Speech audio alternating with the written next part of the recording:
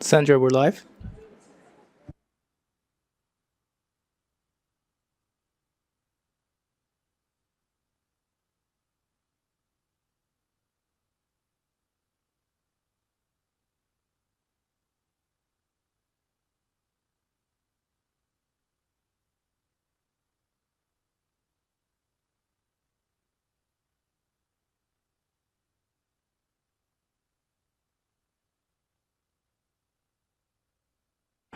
Sandra, Sandra, we're live.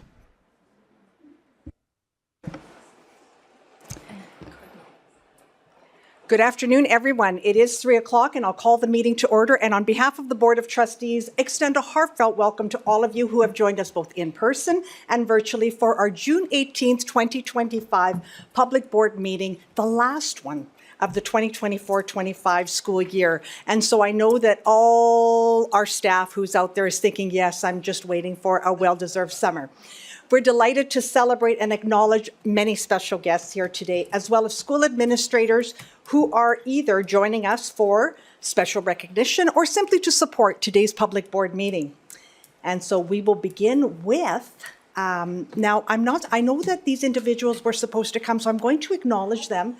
Oh, okay, there we go. And so I'm going to begin with a friend of Edmonton Catholic, Father Paul Kavanaugh, honorably elected as Archdiocesan Administrator. I hope I got that right. I know people are already ready to clap, right? Also joining us is, and I'm going to say Christine Maudsley. I know she was there. Okay, there. Okay, I couldn't see back there. Thank you, Christine. Unit 452A, Unit 1 Chair.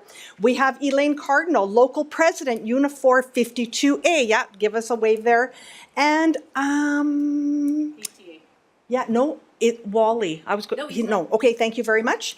We're also proud to honor our 5 ATA Council for School Leadership Distinguished Leadership Award recipients. So listen to this. We have Principals Carmelina Shim from Cardinal Leger, and we're going to hold our applause until the end because we have a lot of applause going on today. We have Heather Kaup from Father Michael McCaffrey. Now, I do understand that Heather's mother is also accompanying her here. You know, we always give credit to the moms, right? Like the parents. That's important, right? And then we have Lauren Hawes from St. Bernadette, and joining Lauren is her husband and parents. Welcome to all of you. We have Marlene Forrest Wallace from Holy Cross, and we have Nicole Falcone Dempsey from Archbishop O'Leary. Now, I know you're dying to applaud. Okay, so go ahead. Yay! Just do it. Get it out of your system. And because we have the best staff in the world, from Father Leo Green, we also have Principal Gloria Antipan, and she's just here because. From ATA Local 54, President Amber Nicholson and Vice President Owen Holloway. Thank you very much. Do you guys want to give them a number? Of course you do. And then, of course, we have our division Lumen Christi staff, our senior leadership, and any other division staff and guests. Welcome. A special welcome to you all. And as a community of faith, we'll open it up for prayer, and Father Glenn will call on you to please lead us in prayer. Thank you.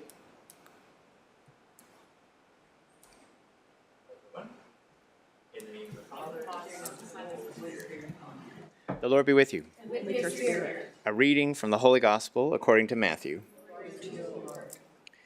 Jesus said to his disciples, "Beware of practicing your piety before others in order to be seen by them, for then you will have no reward from your Father in heaven.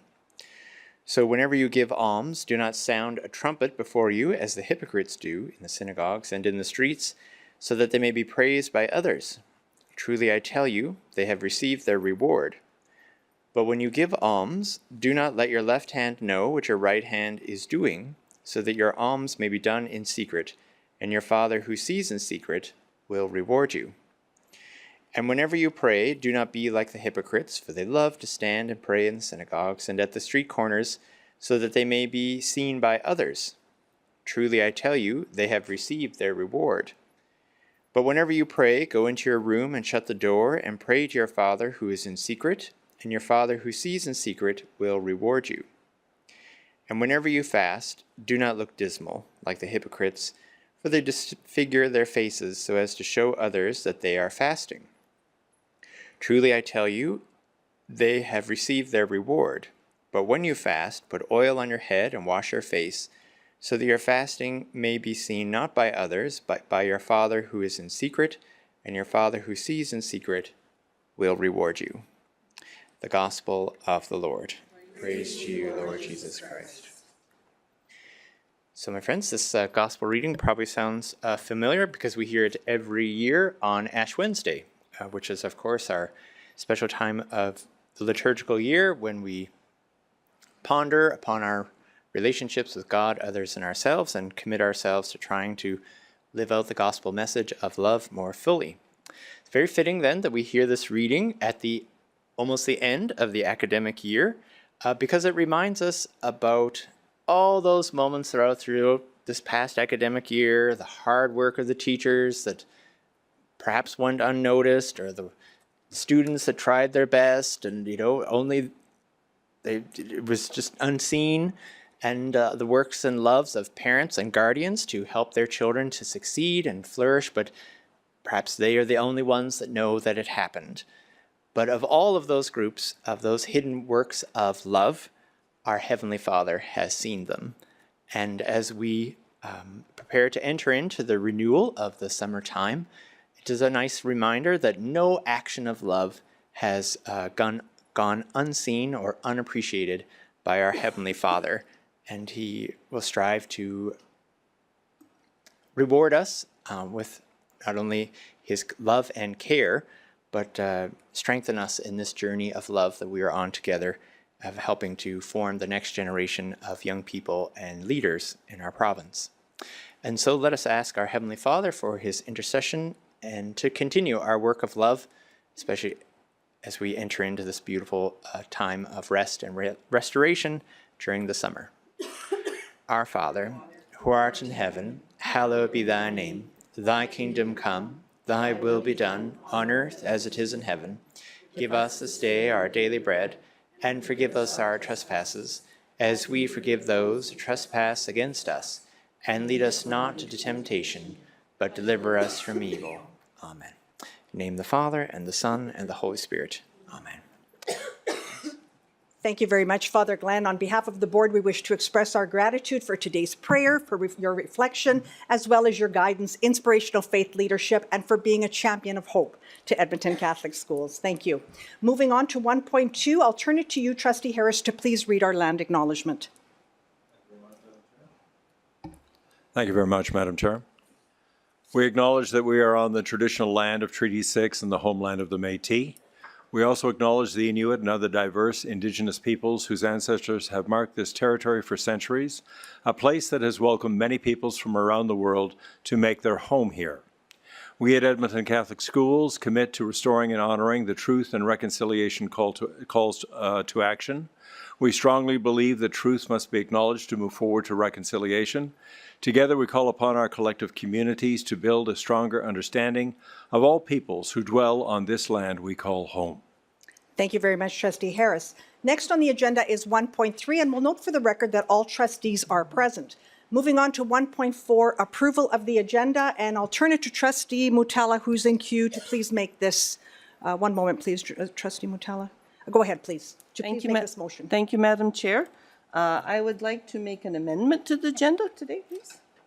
Go ahead, please. I would like to add 1.7, the election of Father Paul Kavanagh as our Archdiocese Administrator, and under business of the meeting, 2.1, 2024-2028 Unifor Collective Agreement. Thank you very much. Do you wish to speak to your motion? No, thank you. Thank you. And seeing no one else in queue, before calling the vote, I would like to once again reiterate that an amendment has been called, adding 1.7, election of Father Paul Kavanagh as Archdiocesan Administrator, and under business of the meeting, 2.1, 2024 to 2028 Unifor Collective Agreement.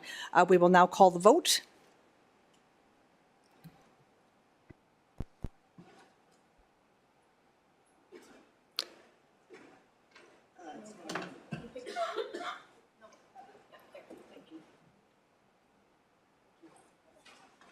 Thank you very much. As all trustees have voted and are in favor, we'll note for the record that the amended agenda will move forward as it has been carried. And for the record, we will also note that consent items 1.4.1.1 locally developed courses, 1.4.1.2 delegation of authority for summer months 2025, and 1.4.1.3 emergency executive succession plan 2025 to 2026, and all recommendations contained therein have also been approved. We'll now move on to approval of the minutes 1.5.1, and I'll turn it to Vice Chair Tuchansky to please make this motion. Go ahead, please.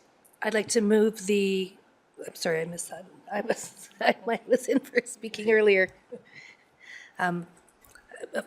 Thank you. I'd like to move the approval of the minutes.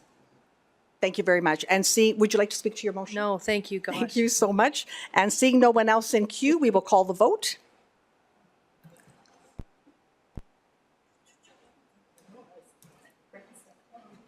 Thank you. And as all trustees have voted and are in favor, we will note for the record that the motion to approve the May 28th, 2025 minutes of the regular board meeting is also carried.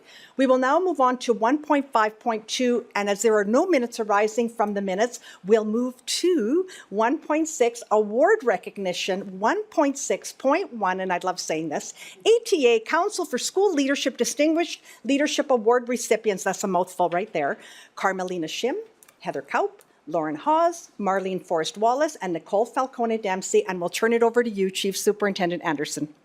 Thank you, Madam Chair, and it is my pleasure and honor to acknowledge some special individuals today who were acknowledged through the School Leadership Distinguished Leader Award program. And the selection criteria reflect the leadership quality standard competencies as outlined in the Alberta Leadership Quality Standards. And so what I will do is read excerpts of the nominations for the 5 individuals and then follow with the recommendation afterwards.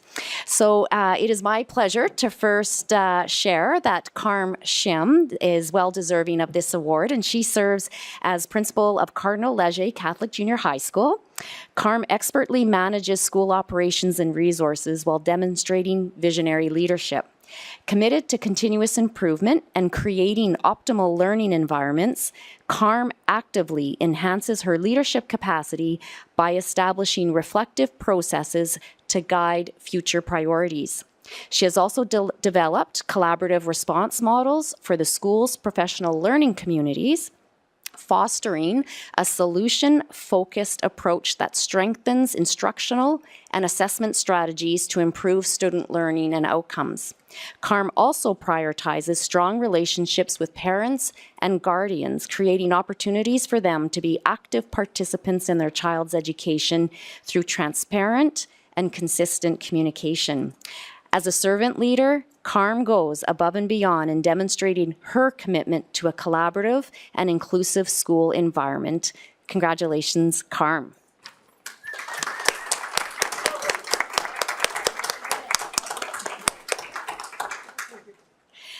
Our second recipient is Heather Kaup. Heather serves as the principal of Father Michael McCaffrey Catholic High School. She has intentionally cultivated a horizontal leadership model that empowers staff, encourages collaborative decision-making, and promotes a sense of collective ownership. Through her leadership, Heather has established a school culture rooted in mutual respect, shared responsibility, and a commitment to student success. She has navigated the complexities of opening a new school with grace and aplomb. Heather has effectively managed logistical demands while maintaining a clear focus on fostering a positive and well-functioning learning environment. She has fostered relationships with families and community organizations to enhance student learning and well-being, advocated for appropriate supports and resources, and ensured that all students and families feel welcome and valued within the school. Through her leadership, she has created an inclusive and responsive environment that reflects the diverse needs of the community. Congratulations, Heather.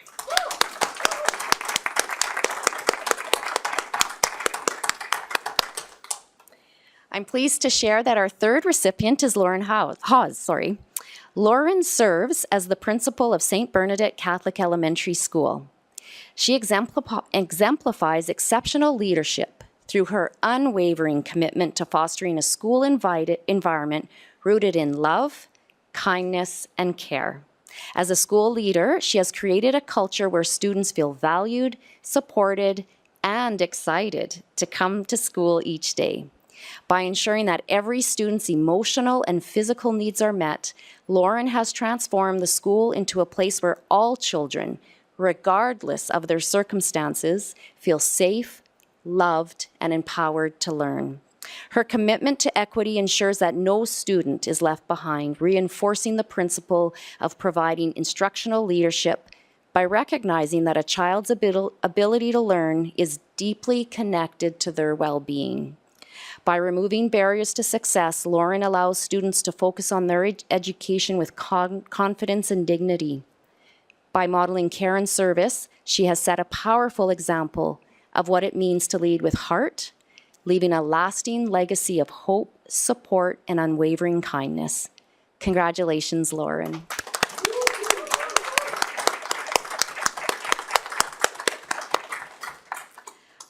Our next recipient is Marlene Forrest Wallace. Marlene serves as the principal of Holy Cross Catholic Elementary Junior High School. She prides herself on establishing and maintaining positive relationships within the school and the broader community, ensuring that education extends beyond the classroom. Not only is Marlene fully bilingual, she is fluently bilingual, she also shares a passion for lifelong learning.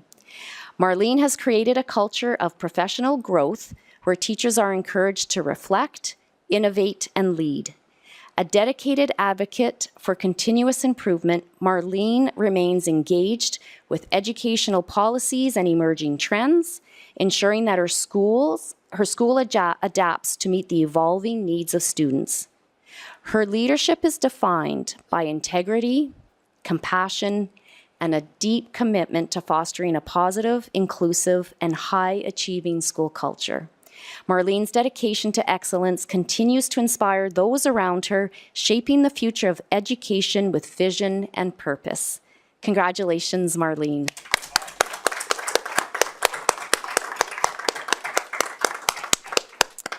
And our final recipient is Nicole Falcone Dempsey. Nicole serves as the principal of Archbishop O'Leary Catholic High School. In her first year as principal at Archbishop O'Leary, she has demonstrated deep devotion and a genuine love for the community. She exemplifies the highest standards of educational leadership, fostering an environment where both staff and students thrive. Her unwavering commitment to student success, staff development, and community engagement sets her apart as an exceptional leader dedicated to excellence in Catholic education. Nicole's leadership is defined by strategic initiatives that enhance student learning, support diverse educational needs, and promote a culture of collaboration. Nicole's emphasis on relationship building ensures that staff and students feel valued, supported, and empowered to reach their full potential. Congratulations, Nicole.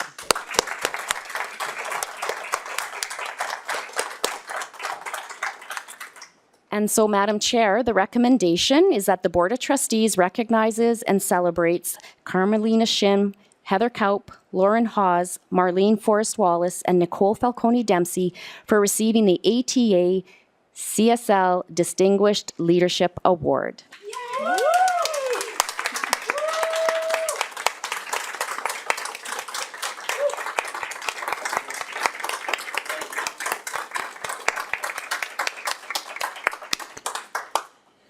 Oh, thank goodness they got that out of their system because they couldn't wait to stand and clap and applaud.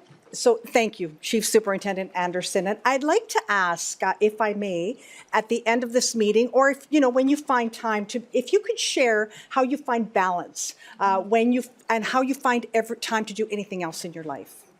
The other thing that I noticed today is the reason that you're so great is because you're so humble. And when those little tributes of each of you was being read, some of you were just kind of like, okay, and that speaks volumes. It truly speaks to the kind of people you are because you yourselves don't realize how amazing you are. And thank goodness that the people in your life, the staff, are recognizing it for you. And so that being said, we wish to share congratulations to all of you, all of our Distinguished Leadership Award recipients. What a remarkable repertoire of gifts each one of you bring to our division, and clearly one of the reasons that we continue to be deemed as a top employer for the top Alberta, one of Alberta's top employers for the 10th year in a row. Is that how we say it? We've lost track on how to say it because it's 10 years now in a row. We are absolutely delighted. We're honored to be able to echo the sentiments of those who nominated you. They sure knew what they were talking about. Your outstanding, effective leadership to serve is not only exemplary, but an example about who you are and for us all. To say that your servant leadership has made a difference in the lives of students, families, and the students that you serve is an understatement. And we commend each of you for empowering. I think almost all of you had that word used about you, fostering, nurturing, and there were just so many beautiful adjectives that described you. And that being said, we want to commend you on your commitment, on your steadfast dedication in all that you do. It speaks volumes as to why you are deemed outstanding. But more importantly, each one of you has been described as servant leaders. And why?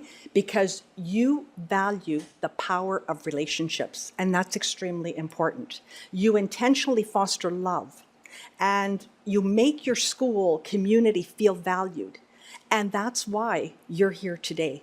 Your staff, all the people in your lives, and all those who witnessed your leadership skills have identified those traits in you. And we commend you, and we praise you and applaud you for all that you bring. And for, of course, for creating the legacy that you are creating at your school sites and the sites that you served even before that. But, you know, like they're kind of pushing their buzzer saying, I want to speak too. So I'm going to turn it over to the board first. So just sit tight because this is your time to enjoy. And first in queue is Trustee Harris. Go ahead, please. Thank you very much, Madam Chair. You know, our schools are beacons of hope. They are the answer to the deepest heartfelt prayer of our parents. And you lead those beautiful learning environments. I want to express my deepest thanks to you. I say, wow, you are an inspiration to us. Talk about committed Catholic educators. Talk about committed Catholic leaders. You are remarkable. You're all in. And you invite and welcome and encourage and engage others to be all in as well. Building bridges across our community, building networks throughout our community, all for the benefit of our precious children, our students. Thank you so much, each and every one of you, for fully and passionately embracing this beautiful call to serve, to lead, to build a lasting legacy. You know, children learn what they live, and they are learning so well at these beautiful schools that you lead. Thank you so much for everything you contribute to our community. Thank you very much for your beautiful words, Trustee Harris. Next in queue is Trustee Mutala. Go ahead, please. Thank you, Madam Chair. Trustee Harris, well said over there at that end of the table there. First of all, a big congratulations on winning this distinguished award and being recognized by all your peers in the ATA Council for your leadership, your outstanding leadership in Alberta. Thank you very much. And we are so grateful that we have such excellent school servant leaders that are so humble in their roles, that take care of our schools and staff and communities. A huge thank you for everything you do beyond the call of duty, because we know what it's like in the schools. You do everything to make our students, staff, and families feel valued and welcome and loved, and also to keep everything safe and caring in our environments at the school. So thank you very much, and congratulations, all of you. Thank you very much, Trustee Mutala. Next in queue is Trustee Ingle. Go ahead, please. Thank you, Madam Chair. And I'm looking out and I'm thinking the ATA really nailed it. I know all of these leaders and I know why they have won a Distinguished Leadership Award. These remarkable leaders exemplify the heart of Catholic education, guiding their school communities with wisdom, compassion, and unwavering faith. They lead not just with vision, but with courage, humility, and love for every child entrusted to their care. Through their commitment to excellence and their tireless dedication, they are shaping future generations, nurturing minds, inspiring hearts, and strengthening the faith that anchors our schools. To each of you, thank you. You lead with grace, and our entire community is better because of your leadership. Congratulations on this well-deserved recognition. And I just want to add, I know many of you have seen this, but there was an artist who passed away and he was given the gift. It's, of course, completely not a factual, it's just, read it for enjoyment, but he is given the gift of seeing what the world would have been like without him. And I know some of you better than others, but I also know some of you that have made people better at their job, helped them with their situations. I already know that. And I hope that one day you are given that gift to walk through your life and know the impact that you had. Thank you from the bottom of my heart. Beautifully said. Thank you very much, Trustee Ingle. Next in queue is Trustee Tiber. Go ahead, please. Thank you, Madam Chair. So this year we've had some wonderful recognitions, and just when you think it couldn't get any better, walks in 5 amazing faith-filled leaders of Edmonton Catholic schools. I mean, you stood out, just for your contributions to education. And what struck me when we were reading all the profiles is the schools that you are in, that you represent. And each of them was different. Each of them, whether it's a new school, a crowded school, a overcrowded school, we need infrastructure. But for whatever reason, you have been able to elevate and be able to bring up your school, your community, because it's not just you.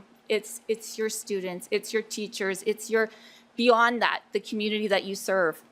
And I just think it's incredible. But I also, like my colleagues, I want to thank the ATA for having this award and honoring these amazing individuals. They give everything they've got. All of our teachers give everything they've got. But sometimes people just give a little bit extra.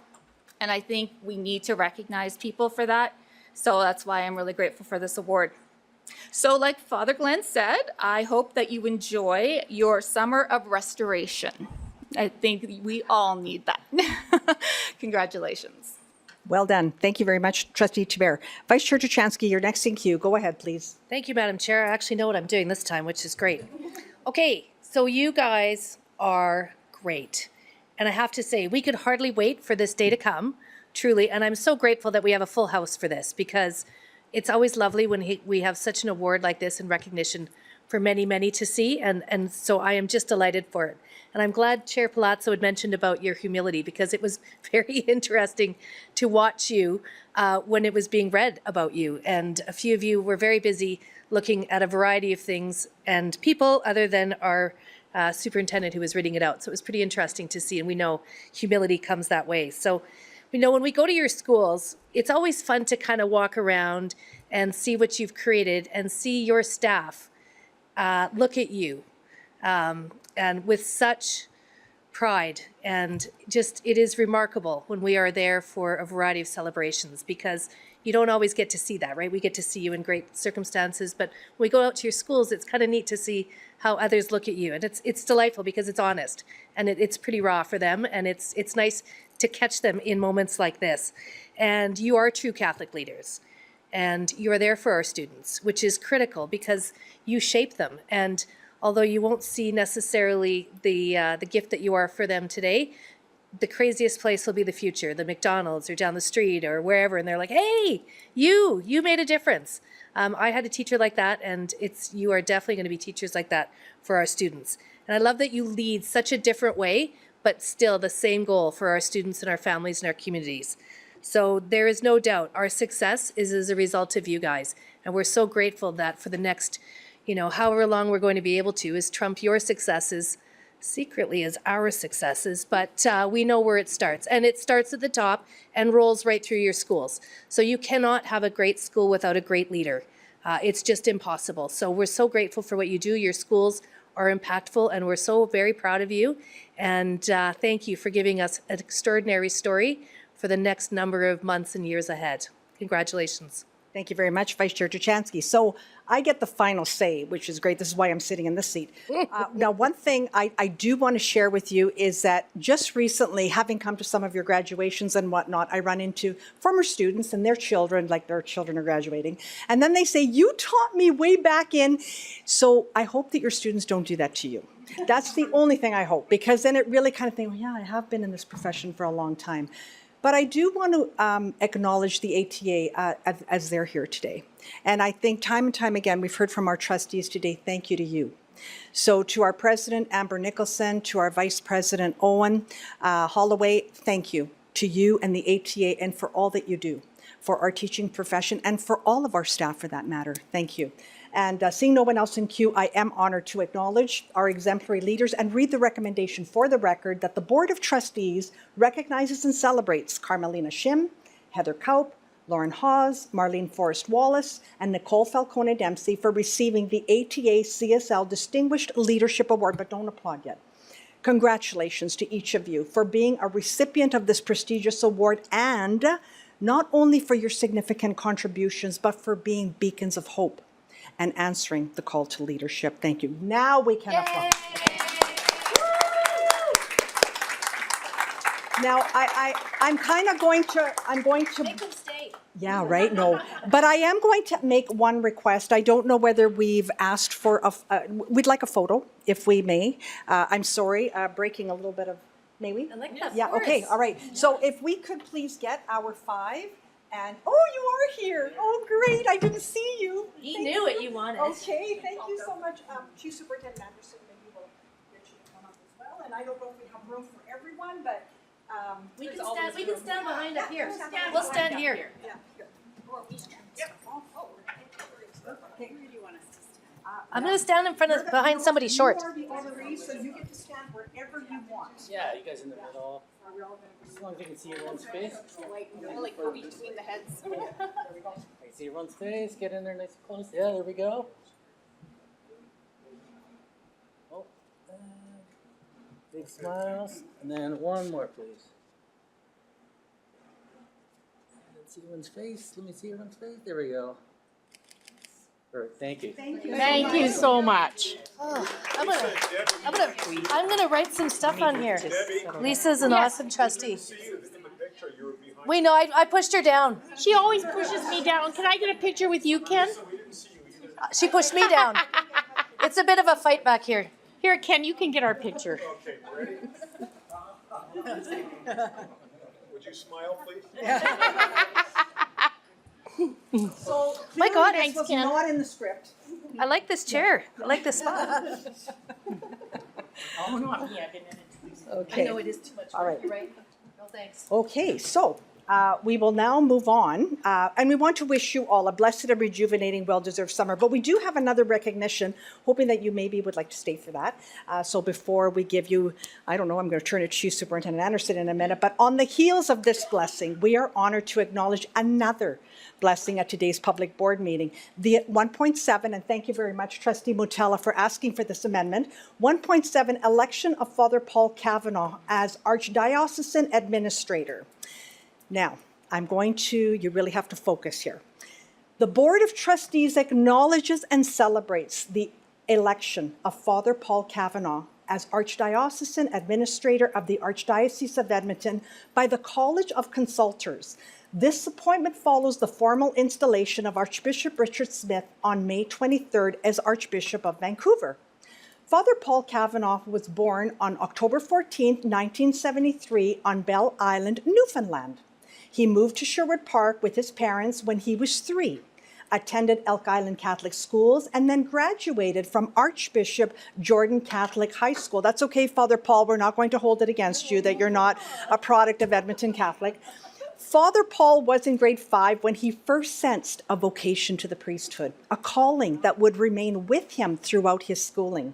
After a few years of prayer and discernment, and with the support of his family and parish community, Father Paul began his seminary formation with the Catholic Archdiocese of Edmonton in 1993 by entering the Seminary of Christ the King in Mission, BC. He completed his Bachelor of Arts degree in Philosophical Studies in 1997 and then transferred to St. Joseph's Seminary and Newman Theological College in Edmonton, where he earned his Master of Divinity. Since his ordination in 2002, Father Paul has served as a pastor in several rural and urban parishes. In 2008, he was named the director of the Office of Divine Worship for the Archdiocese, and in September of 2021, the full-time Episcopal, vicar for clergy and senior lead for the mission leadership team. On behalf of the Board of Trustees of Edmonton Catholic Schools, we extend our heartfelt congratulations and blessings to Father Paul Kavanaugh as he guides the Archdiocese of Edmonton during this most important transitional period. May God continue to guide him with grace and strength. And the recommendation is that the Board of Trustees recognizes and celebrates Father Paul Kavanaugh's election as Archdiocesan Administrator for the Catholic Archdiocese of Edmonton. And so now we can applaud and we can stand.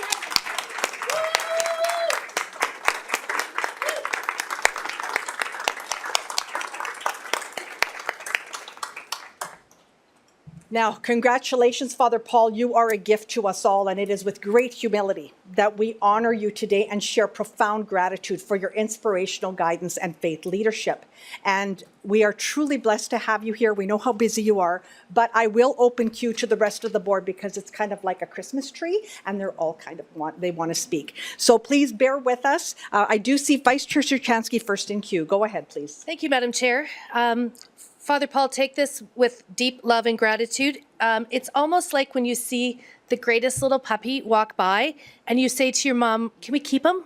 Like, we are so glad that you are in this role. I actually want to keep you now in this role forever. And although I'm sad that we don't have an archbishop, I feel that you are just the darn closest thing to a great one. So you are, we're so glad that you're in this role temporarily, but I would love for you to be in it forever, which I know you can't, but I wish you could. But you are so practical, and you've really earned this. And our division and our schools, anytime we get an opportunity to be with you, it's a true joy. And you really do spread the practicality and the faithfulness that is required in a school division. Because of course, there's a few different challenges that go with it, and you just manage to walk that line so extraordinarily. So we are so joyful for this temporary little bit. A flavor and a taste of the great of you, and look forward to all that we can do together in our short period of time.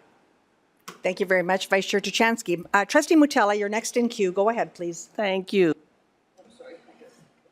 Thank you. Well said, Trustee. Oh, hang on here. Oh, just a minute. Trustee Mutella, can you put, I'm just going to, if everyone could just bear with me for a minute. Trustee Mutella, go ahead, please, and everybody else, if you could please re-put yourself in queue. Okay, thank you. Well said, Trustee Tuchansky.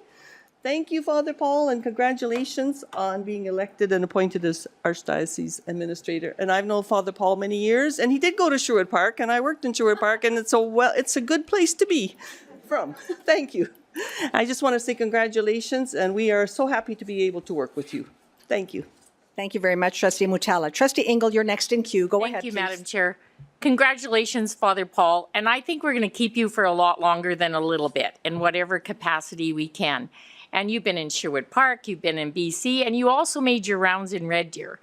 And I remember fondly your time in Red Deer, and my kids still quote many of your jokes and your homilies. And what I want to say about you, Father Paul, is you are so welcoming. You are so welcoming. Because of you, neither one of them complained when I went to work and left them to be babysat with my dad and they had to go to church every day. But they said, we like Father Paul. You are a gift to the Edmonton Archdiocese. You have been a gift to this board for as long as I have been in this seat. And I thank you for all of your service and congratulate you for the honor that's been bestowed on you. And I bet it's a lot of work, but it also is an honor because you were elected to this position. So thank you very much, Father Paul. Thank you very much, Trustee Engel. Next in queue is Trustee Tiber. Go ahead, please, Trustee Tiber. Thank you, Madam Chair. So first of all, Catholic education is amazing, whether you're from Edmonton Catholic or Sherwood Park. So we won't hold it against you. But, you know, I could go on and on and on about how amazing, Father, you are. Talking to you like you're in third person here. And but I'm going to leave that to my colleagues. You have always been a friend of Catholic education. And on behalf of us and personally, congratulations and thank you. Thank you very much, Trustee Tiber. Trustee Harris, you're next in queue. Father Paul, love you dearly, and thank you. It's that simple. Thank you so much. God bless. Thank you very much. Now, I do want to say, Father Paul, when Trustee Tiber gets emotional, it's because she really, really means what she says. And that being said, everything that you've heard here today is the truth. We speak the truth. We're blessed. You are compassionate, you're kind, you're caring, you're non-judgmental. And we can, like I believe that this board, their children, our staff have all look at you as a friend. And so we are truly grateful for that.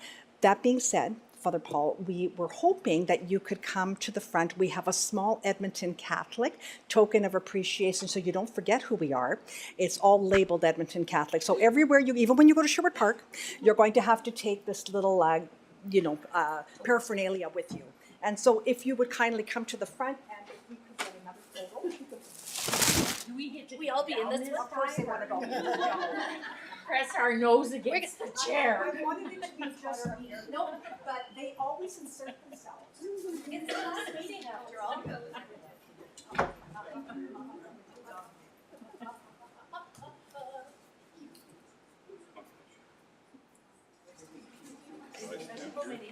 Please, yes.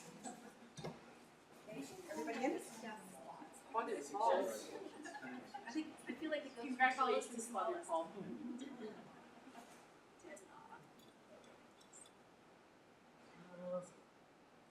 And then one more.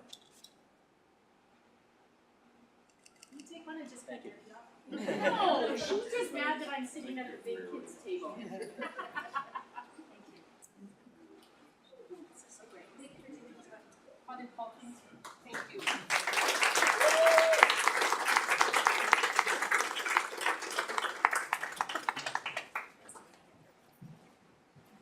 Okay, well, that was fun. Okay, so Father Paul, thank you once again for your gift of time today. We look forward to our continued partnership, and I'm not sure. I think we can just move on from here. Not sure what we want to do with our Chief Superintendent Anderson. I'd love for them to stay, but I also know they received like an excellent report card here. So That's right. I'm going to leave it to you. Yeah, well, after hearing all the amazing work that they do, we know that the gift of time is probably the best way to acknowledge them. So I think it's a perfect time to slip away and enjoy the afternoon. Thank you. Perfect, and thank you. But you're more than welcome to stay. It's awesome. It's only going to go on for 2 more hours. We're 3. No. 2.5. Thank you very much. What a delightful way to start our meeting. And the delight continues as our first agenda item under business of the meeting is 2.1, 2024 to 2028, Unifor Collective Agreement. And over to you, Chief Superintendent Anderson. Thank you, Madam Chair. And so at this time, I would like to invite Superintendent Kennard, who will share the details of our new agreement for 2024 to 2028. Thank you. Madam Chair, Board of Trustees, Chief Superintendent Anderson, I'm just so happy to be here today. Thank you for this opportunity to update you on the Unifor ECSD negotiations and present you with an important recommendation. If accepted, this recommendation would provide further continuity with our educational support staff, whom we value and appreciate so very much. I will start by recognizing the members of both negotiating teams. So representing Unifor, we have Christine Maudsley, Unifor Local 52A Unit Chair, and she's also a therapeutic assistant in behavioral therapy. We have Elaine Cardinal, Unifor Local 52A President and Educational Assistant. And sending their regrets are Wally Iwanek, Unifor National Service Representative, Lisa McKenzie, Educational Assistant, Maureen Bertrand, Laboratory Technician, and Kenya Soto Monterosa, Educational Assistant. Joining me from our ECSD negotiating team are Crystal Jones, Manager of Staffing, Nadia Brinton, Employee Relations Advisor, and Trustee Lisa Turchansky. Sending their regrets are Dave Johnson, Labor Relations Consultant, Tina Monaco, Manager of Employee Relations and Health Services, and also I was on the committee as well. I extend my sincere appreciation to both negotiating teams as our bargaining experience was cooperative and engaging. Each party expressed through meaningful discussions and questions a genuine interest to seek understanding of each other's perspectives. I will now read from the memo to the board. Our collective agreement with Unifor Local 52A, representing our educational support staff, expired on August 31st, 2024. A notice to bargain was received on June 14th, 2024. Negotiations between the parties began on April 22nd, 2025, and concluded on June 6th, 2025, with a Memorandum of Agreement. The Memorandum of Agreement outlines a 4-year term from September 1st, 2024 to August 31st, 2028. Bargaining was collaborative and respectful, with an interest in understanding the context for each other's proposals. Our discussions in bargaining resulted in negotiating changes to areas including salary, benefits, and family medical leave. Changes were also agreed to in the interest of language clarification for articles including definitions, statutory holidays, and parental leave. On June 16th, 2025, our employees in the Unifor Local 52A voted in favor of the June 6th Memorandum of Agreement. I will now pass it off to Chief Superintendent Anderson to read the recommendation. Thank you, Superintendent Kennard. And so our recommendation is that the Board of Trustees accepts and ratifies the Memorandum of Agreement reached on June 6, 2025, and as ratified by Unifor Local 52A. Thank you very much, Chief Superintendent Anderson. And I do see Superintendent Kennard, and she just keeps smiling. So I want to thank both Chief Superintendent Anderson, Superintendent Kennard, Manager Monaco. I'm not sure if she's here, but I know she's done a lot of work on this as well. Our Unifor representatives who are here today, Christine Maudsley and, of course, Elaine Cardinal. And, of course, I know there's others out there, but if I don't mention her, she's going to be hurt. And, of course, representing the board, we do have Vice Chair Tuchansky. Yes, thank you very much. Now, I do want to say a few words. Educational support staff, I know it's hard to believe, they're essential, and we know that. They're essential for the day-to-day life of our schools and the success of our students. And so on behalf of the board, and you're going to hear from the board as well, I'm confident, but we extend the deepest gratitude to all of you, to both of our bargaining teams for their respective dialogue and for the shared commitment to reaching this agreement. We applaud the great diligence and the collective efforts, because that's what it takes. It's the opportunity to be working collectively as a team and knowing that you're all working for good reasons, right? And so on behalf of all of you, on behalf of our bargaining committee, we want to applaud you for, and I'm going to say, for ensuring fair negotiations, because you wouldn't be here today if it wasn't that. And of course, for ensuring that you're looking after the well-being of our staff and for ensuring in the spirit of providing the best experiences for our students. It speaks volumes to the faith and the integrity of each of you in your commitment to reaching a negotiated resolution. And so this is a motion, and I do see Vice Chair Tuchansky in queue, so I'm going to turn it over to her to please make this motion. Go ahead, please, Vice Chair. Oh, give me one moment, Vice Chair Tuchansky. If you could, yeah, go ahead, please. Thank you, Madam Chair. I move that the Board of Trustees accepts and ratifies the Memorandum of Agreement reached on June 6, 2025, and as ratified by Unifor Local 52A. Thank you very much. Do you wish to speak to your motion? I sure do. So before I get into the bargaining bit of it, thank you for representing and being a support for our most vulnerable students. Right off the top, you guys are a critical piece of our education for our students. And it's just lovely to see when you bargain, this group is extraordinary anyway, but when you bargain, that is at the forefront of your mind, along with the wellness of your group and your colleagues, which, of course, as my chair mentioned, it goes part and parcel.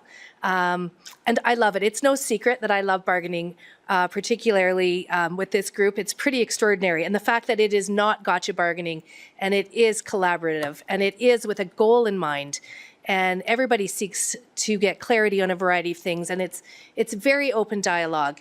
And the idea, you know, in the collective agreement, does this actually say what we mean for it to be? Which is even better, because sometimes it doesn't always. So the idea that we can actually talk that through is extraordinary. I think it is one of the most delightful opportunities we get to sit across from you. Now, the second one was the time that we got to go to your little party there, and that was lovely because we got to meet a variety of the staff also. But it's so lovely to actually see that. When we come to schools, we don't often get a chance to meet everybody in the extraordinary group that you are, so it's always nice to see that. And I love that you bargain for everybody, but that your group actually has a few set of unique circumstances. So it's nice that you're not only looking at it from down the middle of the road, but there's a couple of things that are a little bit off to the side that, you know, needs some clarification and management too. So I think it's extraordinary. I'm so glad we came to this, and I love that you guys were fleet of foot, because your original meeting wasn't going to necessarily work with our public board meeting. So I'm so grateful that you guys kind of rallied to ensure that this was done for this. So we are grateful that you did that. It just shows the commitment that you guys have. So thank you. Thank you, Madam Chair. Yeah, you know, and I thank you for mentioning that. I want to applaud you on that as well. Like, this was like you were under the crunch. And of course, you're always looking out for others. And the fact that you brought it to today's public board meeting truly means a lot, as opposed to calling a special public board meeting. And so the fact that, again, you're looking out for others. But the other piece that I want to pick up on is Vice Chair Tuchansky indicated on this, you're there for everyone.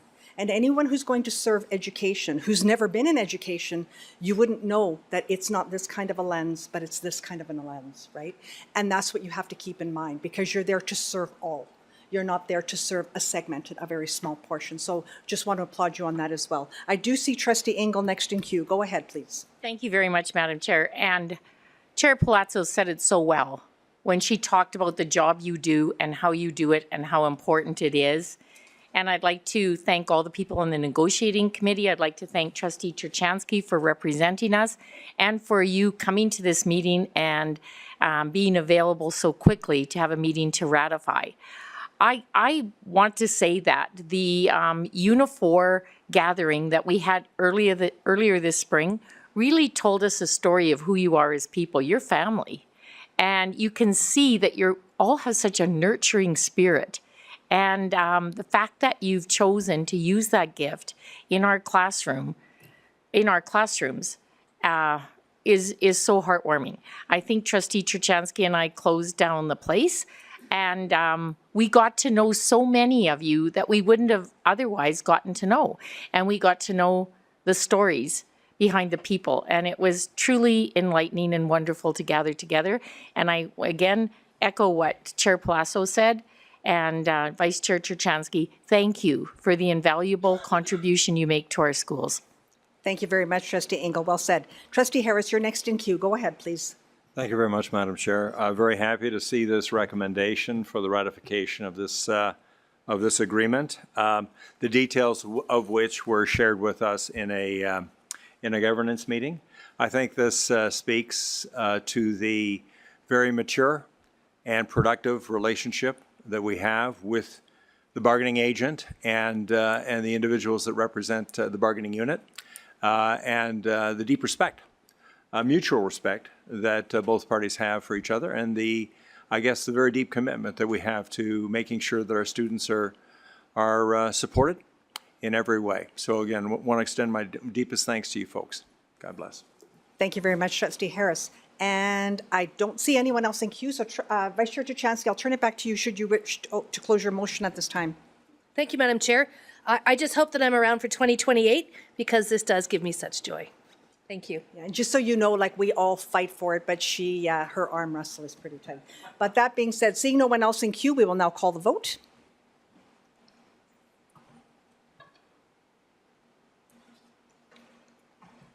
Thank you very much. As all trustees have voted and are in favor, I'm proud to share that the motion is carried. Congratulations. A great way to welcome summer. Thank you.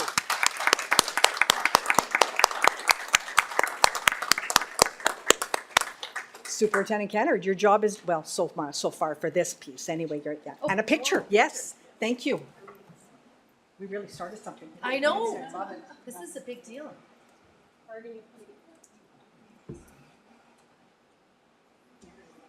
You for sure, Lynette.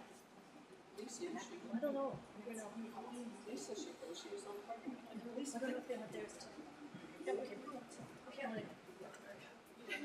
I know, yeah, I'm like. See, this is what I love. I love that. Family. Excuse me. It takes a village.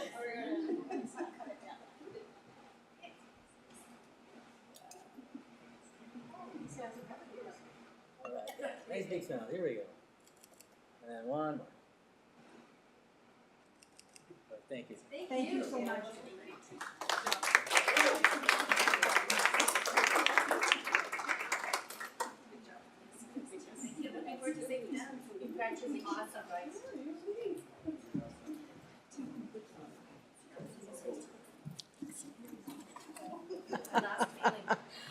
Okay, sorry.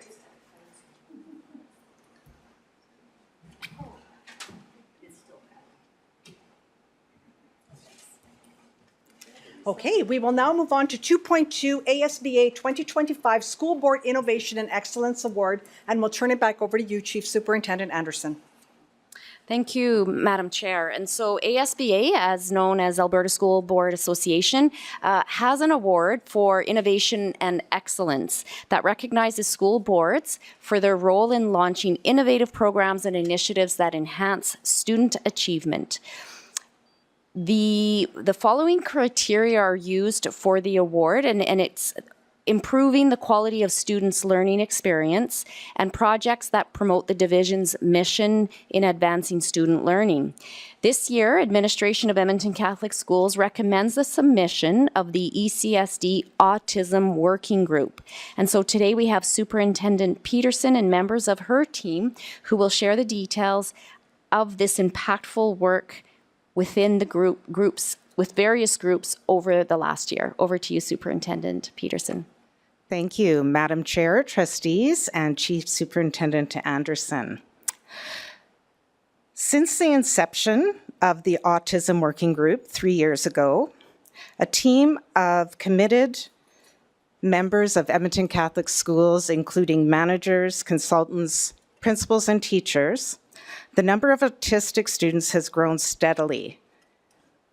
This group, the Autism Working Group, established a 3-year plan aimed to shift the perception of autism from a traditional biomedical framework to a more inclusive social model. By bringing the latest research directly to educators, they promoted the use of neuroaffirming language over deficit-based terminology, thus nurturing communication that honors and empowers all voices. This group emphasized the vital importance of leveraging each student's unique interests, strengths, passions, and fascinations as pathways to accessing the curriculum, moving beyond a one-size-fits-all approach to learning. Through a meaningful partnership with the University of Alberta's Occupational Therapy and Education departments, this group introduced strategies to build authentic peer relationships. Additionally, They developed accessible resources and delivered professional development across multiple platforms to support educators in creating inclusive, student-centered environments. At this time, I would like to introduce Shamala Manilal, Manager of Occupational Therapy, and Katarina Campbell, Elementary Science Consultant, to share more about the Autism Working Group, Reframing Curriculum, and their efforts in ensuring our autistic students within our division experience inclusion and success.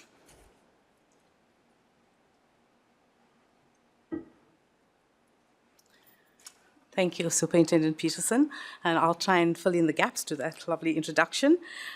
So in September 2022, and in response to the urgent call from educators seeking enhanced support, the Autism Working Group was established, comprising 22 dedicated members from inclusive education in the first year.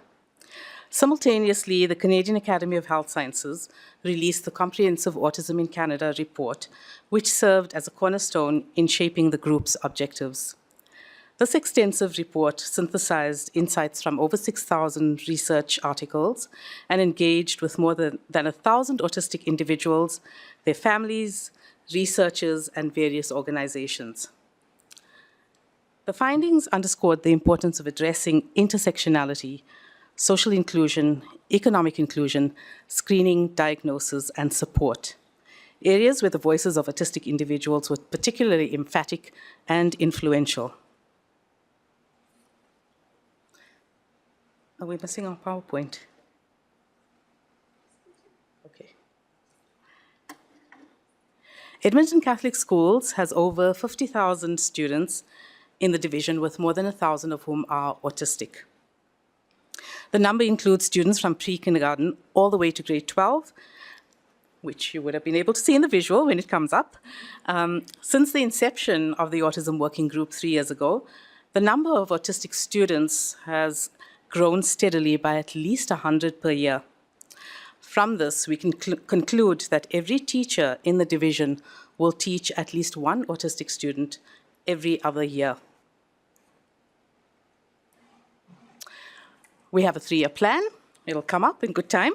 Our 3-year plan aimed to shift the perception of autism from a traditional biomedical framework to a more social model.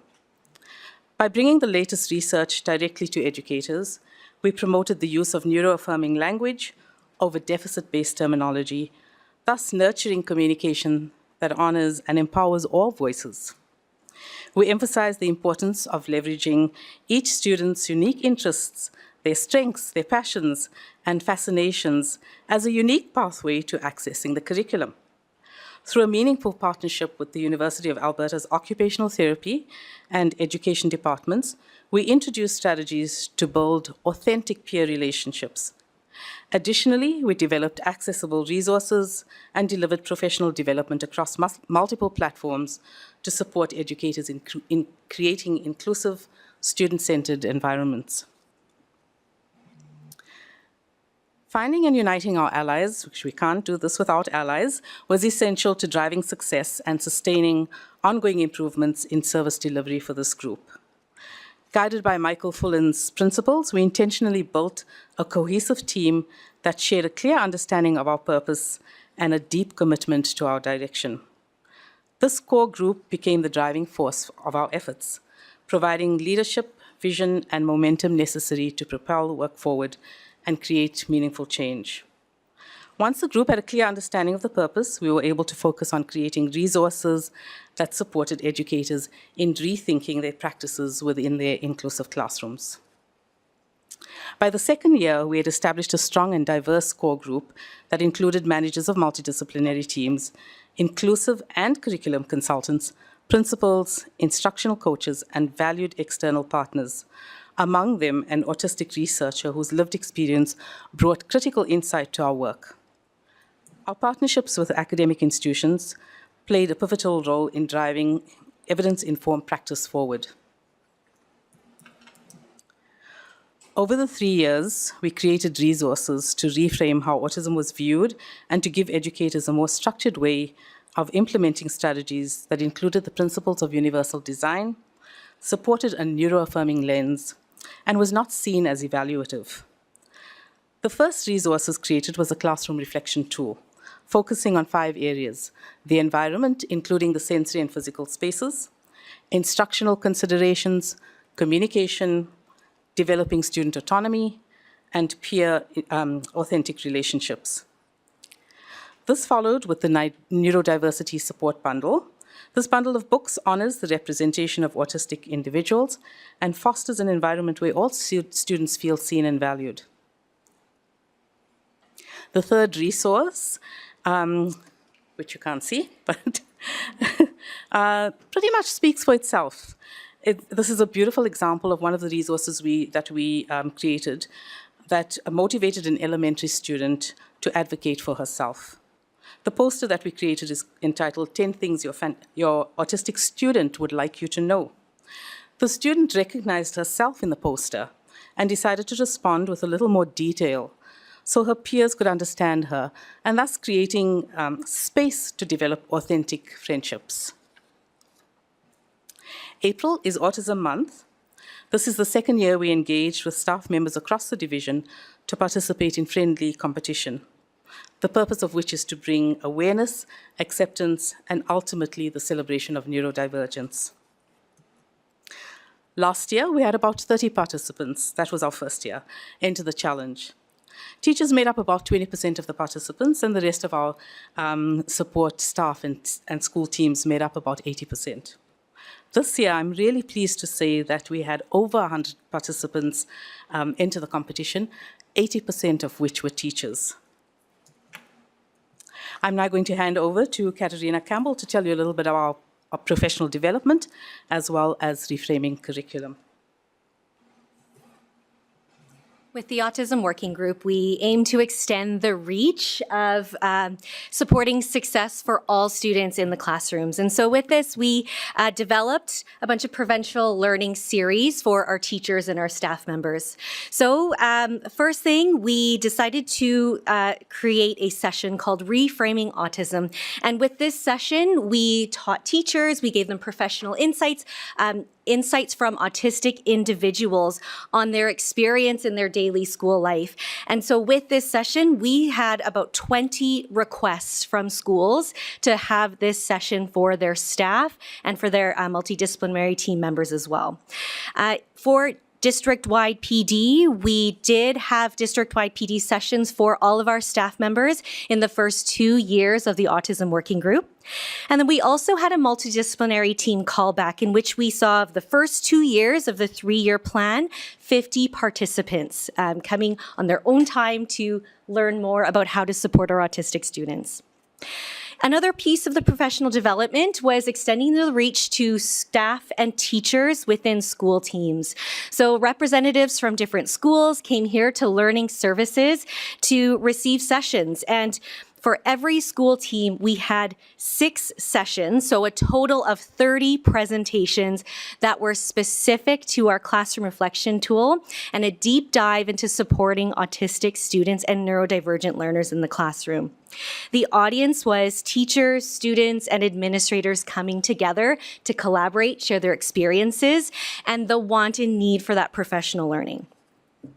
Also extending the reach is something that is a very big passion of Shamala and I, is reframing curriculum. And reframing curriculum was a community of practice that invited teachers from the division. And this year we had 6 participating schools with 25 participants. And those 25 participants were teachers, administrators, and we also had a tassel join us for those sessions as well. We had 4 full-day sessions that included universal design for learning planning, in-class model lessons where curriculum consultants brought the curriculum alive and showcased how every learner can be included in their grade level classroom and meeting their needs at the same time. We also were able to showcase the successes of our 6 schools and how they are supporting all neurodivergent learners by having school tours and having different staff members collaborate, meet with one another, and share their own strategies and what they're accomplishing in their schools. With reframing curriculum, we saw the collaborative effort of learning services where multiple departments came together for the common good of supporting our neurodivergent learners in the classroom, but at the same time, supporting the implementation of our new Alberta curriculum. We're hearing loud and clear that our teachers are wanting support for all students, and reframing curriculum aims to ensure that everyone, no matter ability, that you can access this curriculum and you can access those outcomes that are set by Alberta Learning. Supportive, effective teacher planning for neurodiverse students and building those capabilities of teachers was a main goal for reframing curriculum, and of course the implementation and interpreting those outcomes in our new Alberta curriculum. Reframing curriculum was aimed to include all students in their grade level programs. And so whether our autistic students are in programs of choice or if they're in their grade level programs, this aimed to have equitable access to the learning and learning experiences in their classroom. The community of practice also demonstrated a strength-based approach to teaching and showcasing the potential of all the students in our classroom.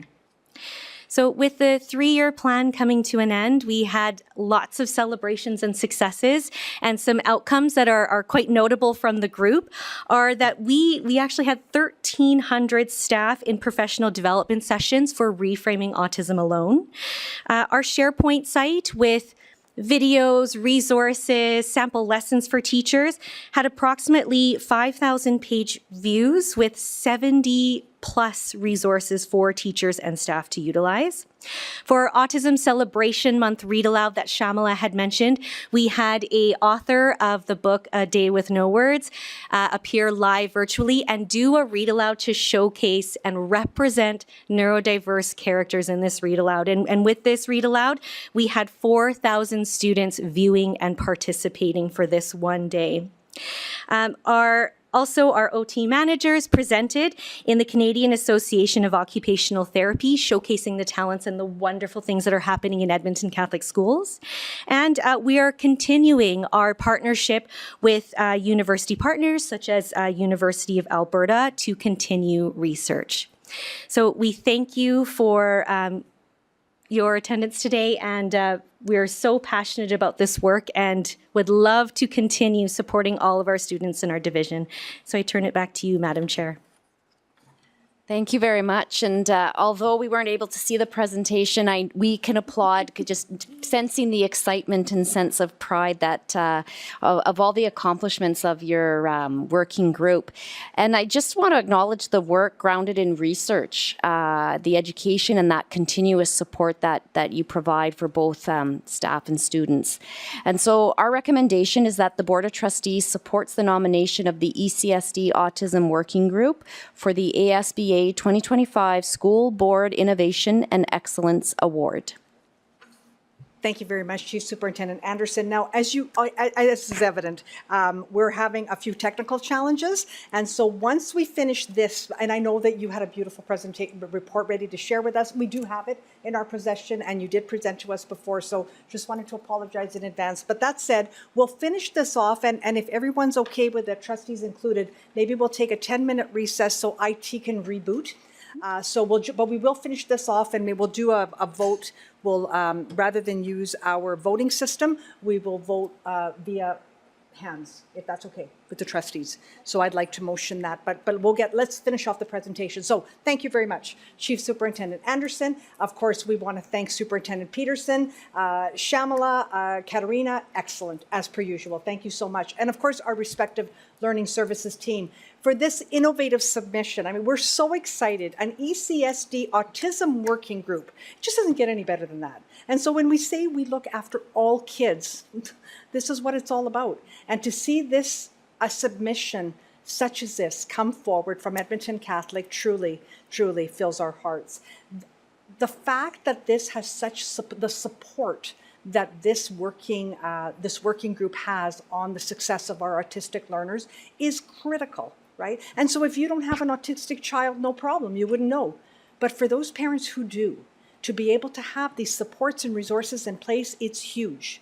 And so we wish to thank you for today's comprehensive presentation and report, which of course highlights the impact of this working group. And once again, apologies for the cameras not working. But I think what really resonated for me is that we have identified 1,000+ students who've been identified as autistic. I mean, that's huge, huge. And so for us to, for you to be responding to the urgent call from educators looking for enhanced support, how do we assist? How do we help these students? How do we help these families? And you've listened to that. We just want to applaud you on this work. This work, of course, and you've said it, we've heard it several times here today, it translates to better outcomes for our students. And of course, it looks after the capability of what our staff can do. And why? Well, because now our students can meaningfully engage with all students in their individual and collective learning. So kudos to all of you. And now we do look forward to seeing this submission come to life at our ASBA FGM. But of course, when that time comes, we all sit there because we think we're going to win because we have the best and we're all ready to go up. So we're just crossing our fingers and doing a lot of praying. That being said, this is a motion and I do see Trustee Mutala in queue. Trustee Mutala, if you'd be so kind as to make this motion today. Thank you, Madam Chair, and well said, Madam Chair, on all your kudos there. I can feel your passion. This is an awesome. I just want to say I truly support this nomination for our Edmonton Catholic School Autism Working Group and the submission to ASBA, and I'm a director on ASBA right now, for your School Board Innovation and Excellent Award. I love your 3-year plan, and I love the outcomes that you have shown with this plan. So this 3-year plan has been able to shift the perception of autism from a traditional biomedical framework to a more inclusive social model. And I like how you leverage the students' unique interests, strengths, and passions as pathways to assessing the curriculum. I'm so grateful that you're able to partner with the U of A occupational therapy and education departments to develop strategies, resources, PD for our educators in an inclusive student-centered environment. This is what our teachers need because not all teachers are trained in this area. So we're very grateful and I truly support your nomination. Thank you very much, Vice Chair, not Vice Chair, Trustee Mutala. Next in queue is Vice Chair Tuchansky. Go ahead, please. Thank you, Madam Chair. I'm so excited that this is coming forward to ASBA and not even fingers crossed, we're gonna for sure win because this is pretty extraordinary. And I like that it's a 3-year plan, but of course we know it's a forever plan. So it's pretty extraordinary. And I want to tell you, we did have the beautiful presentation, so we did all follow along with it.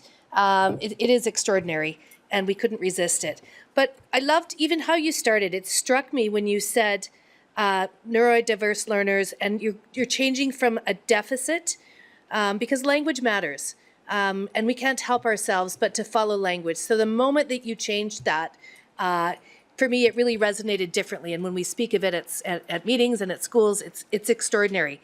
And as my colleague, Trustee Harris, has mentioned, if you've met one person with autism, you've met one person with autism. So I love the idea also that you recognize that it is absolutely not one size fits all. And we know that anyway for our students, but this is just highlighting it that much more for our neurodiverse learners to be able to, to unlock the education that they need, because they deserve the very best education that we can give them. And the idea that you've partnered with people and that people are coming and more and more and more every time, and the Autism Awareness Month just is something that holds deep to my heart. So I love what you've done. I'm so glad that you brought it forward. I'm sorry that it didn't show up on the screen because it really is an extraordinary report. Unfortunately, we got to see it twice and we're grateful for that. But thank you very much for all that you do for our children that, just need a little bit extra. So thank you. Thank you very much, Vice Chair Tuchansky. Next in queue is Trustee Engel. Go ahead, please. Thank you, Madam Chair. I have to say that Trustee Mutala did a wonderful job in speaking to how we feel about this very innovative work you're doing. I'm kind of glad we didn't have the presentation on the screen, because to see the enthusiasm, it was mesmerizing to watch how into this you are. I don't normally watch as close when I have a screen. So I kind of enjoyed it because I've already seen the presentation and now I got to see your vibrant vocal presentation. So that's good. And basically, I want to win at ASBA, and I think we will, and that's all great. But the real winners of this program are the students that are benefiting from the immense work you're doing. The students who are seen, the students who are heard, and the students who are given the potential or the resources necessary to reach their full potential. The real winners are the teachers who want these tools so that they can do a better job in their classroom. So we've already won. We've already won the biggest award we could win. We've won the award of being able to help our children be seen and heard and become better for what they're experiencing. And the teachers that have so much more ease in dealing with situations because you've provided the PD. And the fact that 50 people came on their own time to your that speaks volumes to the work you're doing and the prize we've already won. So thank you very much for the work you do and for the great presentation. I didn't know I could get that excited without a screen. It was awesome. Thank you very much. And I am going to say, if we hadn't known, because we didn't see it on our screen, you did it like nobody could tell. Like you were just so, I mean, that's obviously educator at heart, right? Like nobody knew. So, kudos again to you. Trustee Chabert, you're next in queue. Go ahead, please. Thank you, Madam Chair. And it's true, like we've had a kickback to when there was no screens and now we have to vote by hand.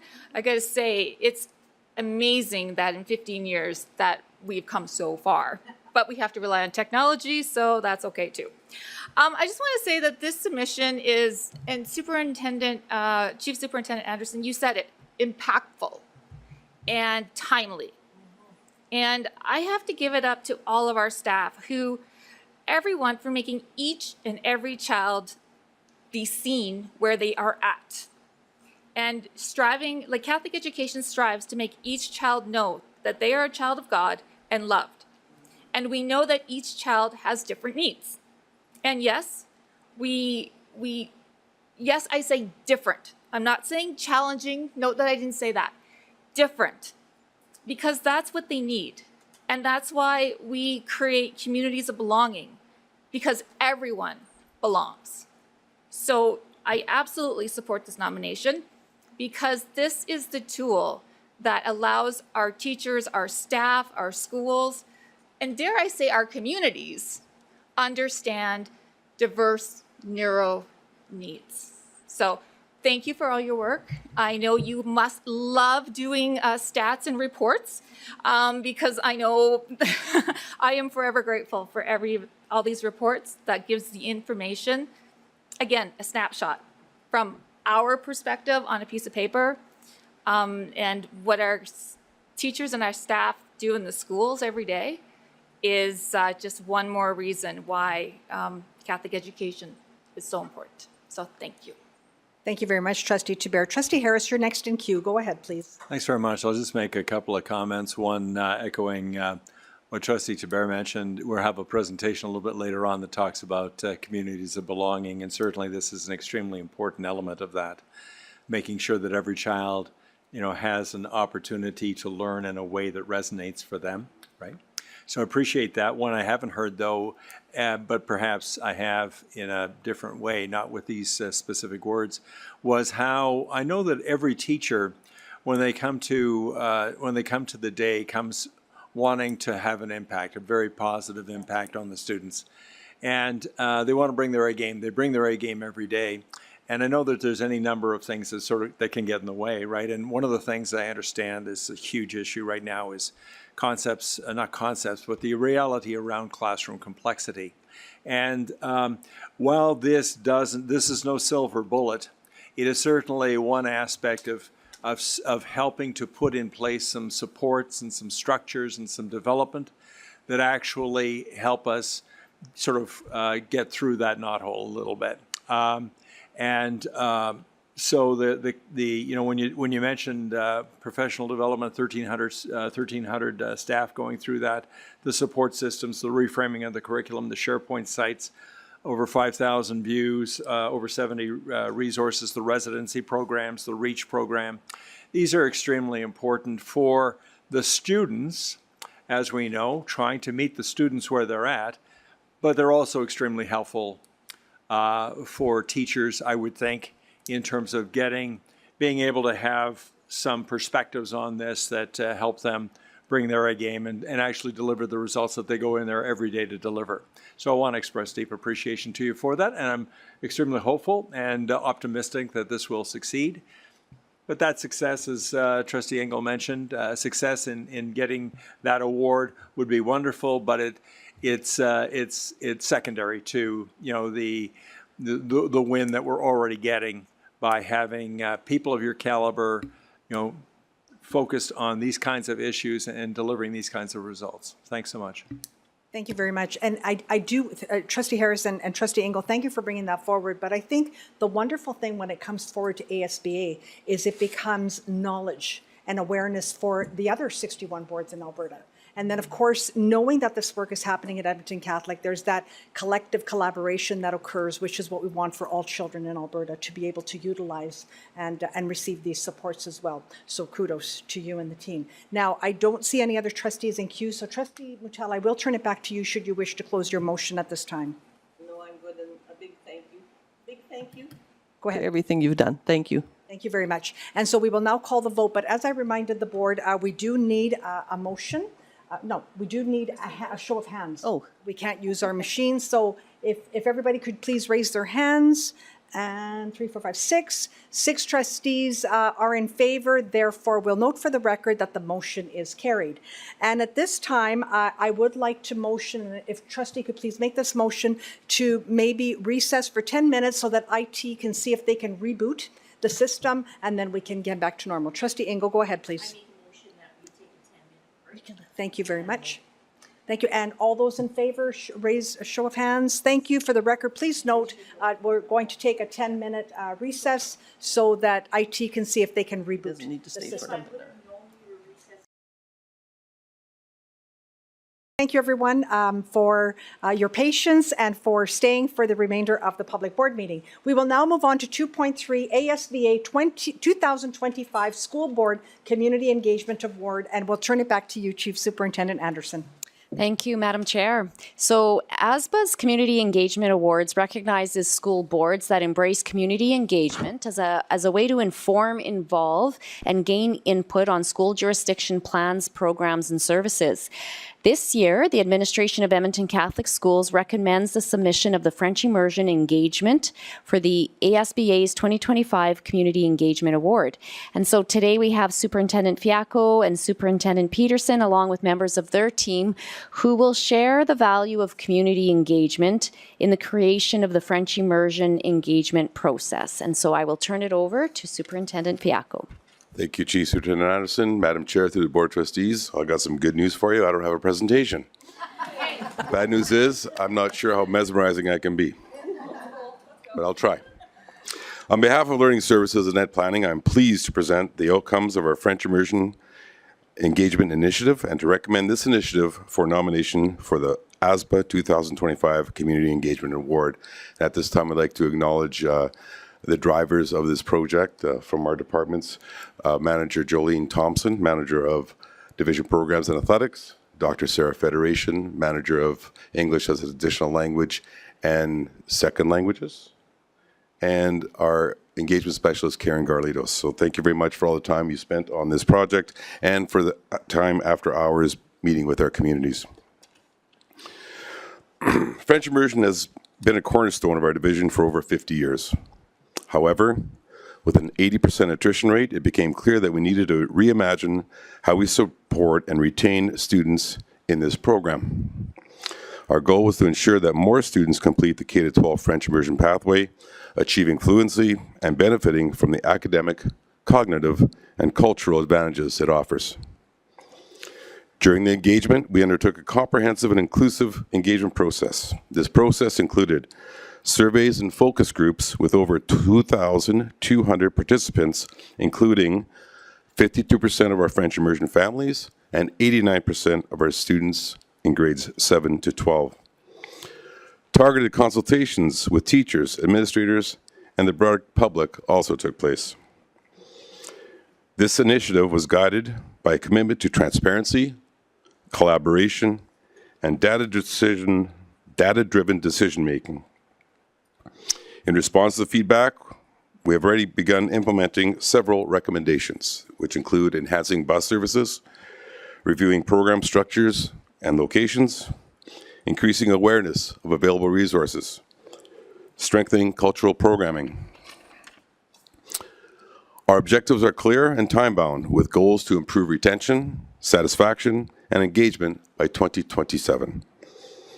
Monitoring and evaluation will continue through regular principal meetings, professional development, and annual progress reviews starting fall 2026.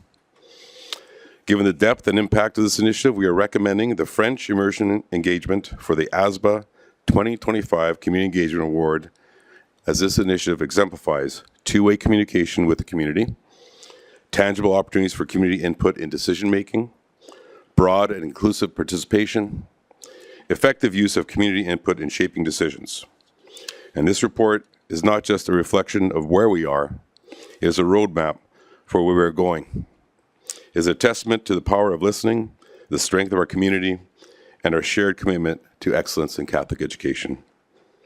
Thank you for your continued support and leadership as we move forward together. I will now pass it back to Chief Superintendent Anderson for the reading of the recommendation.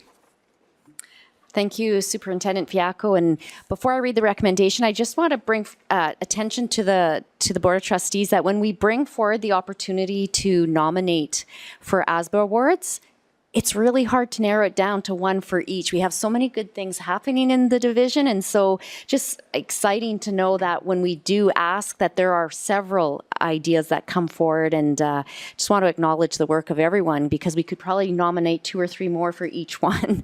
And so our recommendation is that the Board of Trustees supports the nomination of the French Immersion Engagement for the ASBA 2025 Community Engagement Award. Thank you very much, Chief Superintendent Anderson, Superintendents Fiacco and Peterson. And I know that at the back we have our managers, Thompson Federation, and all of you who are responsible for this, for recommending this recommendation of the French Immersion Engagement for the ASBA 2025 Community Engages Award, which was previously shared with the board, and I'd like to commend you all for that. And of course, it does meet all of the criteria. It's initiative to inform, to involve, and to gain input from our French immersion community on division plans. You've covered all of this, programs and services, and again, we're just so excited to see this come to our FGM in the fall. I know as a board, we've participated in many of these impactful engagement sessions, which clearly demonstrate the associated benefits of embracing a second language. And that said, we're just as excited to bring this award forward to ASBA as we are the last one, and to see it come to life at our ASBA FGM. And this is a motion, and I do see Trustee Mutala in queue. Go ahead, Trustee Mutala, to please make this motion. Thank you, Madam Chair. I fully support the recommendation that the French Immersion Engagement I was going to speak on something else first. That the recommendation, I move that the Board of Trustees supports the nomination of the French Immersion Engagement for ASBA 2025 Community Engagement Award. Thank you very much. Do you wish to speak to your motion? I do. Go ahead, please. It's too hot in here. I fully support your nomination of your submission for the French Immersion Engagement as ASBA's School Board Community Engagement Award. This engagement process was very important for Edmonton Catholic Schools to gather insights from the community members on challenges with the French Immersion program and to identify potential strategies for improving student retention. This engagement initiative was aimed to assure more students complete the K-12 French immersion pathway. The engagement process is included in many groups of our community, and information will be used to develop and implement the recommendations received. And I just want to say I was at a couple of them where my schools were there, and it was well received, and lots of people attended and made notes. Thank you very much. Thank you very much, Trustee Mutala. And Trustee Tiber, you're next in queue. Go ahead, please. Thank you, Madam Chair. So this one's very near and dear to my heart. And I think 8 years later, I can say this without tearing up. I'm not crying, okay? Maybe it's just a sweat. I was told many years ago that the way a board can measure success is with a community engagement award, because as a trustee, your top priority is community engagement. Now, I know this award is not about French immersion, but I have to say, well done again. But it's how we supported French immersion. So I'm thankful for all of those drivers that allowed us to do just that. And I came to the realization that why just win one? Why win just one award? Let's see how many community engagement awards we can win. So again, yes, I support this motion. Well, Trustee Tiber, I don't, if you overheard, Chief Superintendent Anderson said that they have many. So, you know, like we have many opportunities to be providing additional submissions. Thank you very much. And I don't see anyone else in queue. So Trustee Mutala, I'll turn it back to you should you wish to close your motion at this time. Thank you very much. Am I on? Go ahead, please. I have nothing else to say except thank you and congratulations. I hope we win it. Thank you very much. And so we will now call the vote. We will try to call the vote. Let's give it a try. Let's see if it works. Or we'll have to resort to hands. And I voted. Good. Everyone has voted. For the record, please note that all trustees have voted and are in favor, and therefore the motion is carried. Thank you very much. Next on the agenda is 2.4 School Resource Officer Program Update, and we'll turn it back to you, Chief Superintendent Anderson. Thank you.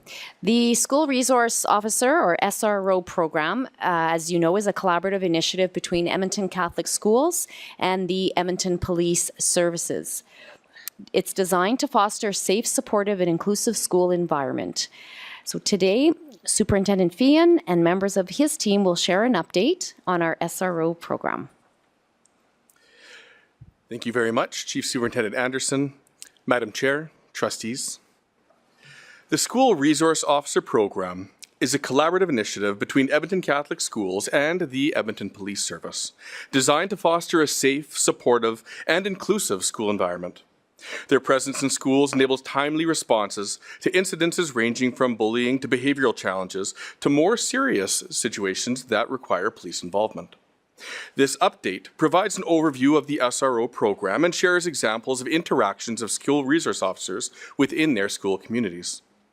Leadership Services and School Operations Services works with schools and Edmonton Police to support the successful implementation of the Resource Officer Program. And as such, I will be delivering this presentation alongside Division Principals Christine Gannon and Joseph Gully. And we're happy to present to you this School Resource Officer update. The School Resource Officer, or SRO program, is a collaborative initiative between Edmonton Catholic Schools and Edmonton Police Services. And it's a program that aims to create a supportive and inclusive environment within schools by integrating police officers into our educational setting. SROs work closely with students and staff and the community to address safety concerns, provide mentorship, and foster positive relationships. The program does emphasize prevention and intervention over enforcement, focusing on building trust and rapport with students. The SRO program has been instrumental in addressing various issues within the school. By being present in schools, our SROs can quickly respond to incidences, provide immediate support, and work collaboratively with school staff to resolve issues. The program also aims to educate students on important topics such as drug awareness, healthy relationships, and internet safety, contributing to their overall well-being and development. The School Resource SRO program places specially trained police officers in schools to foster a safe, supportive learning environment. These officers serve as mentors, role models, and safety partners, working closely with students and staff to address behavioural issues, manage emergencies, and promote positive relationships. Beyond safety, SROs contribute to student development by leading educational sessions on topics like drug awareness, internet safety, and healthy relationships. The program's overarching goal is to help students thrive academically, socially, and emotionally through proactive engagement and community collaboration.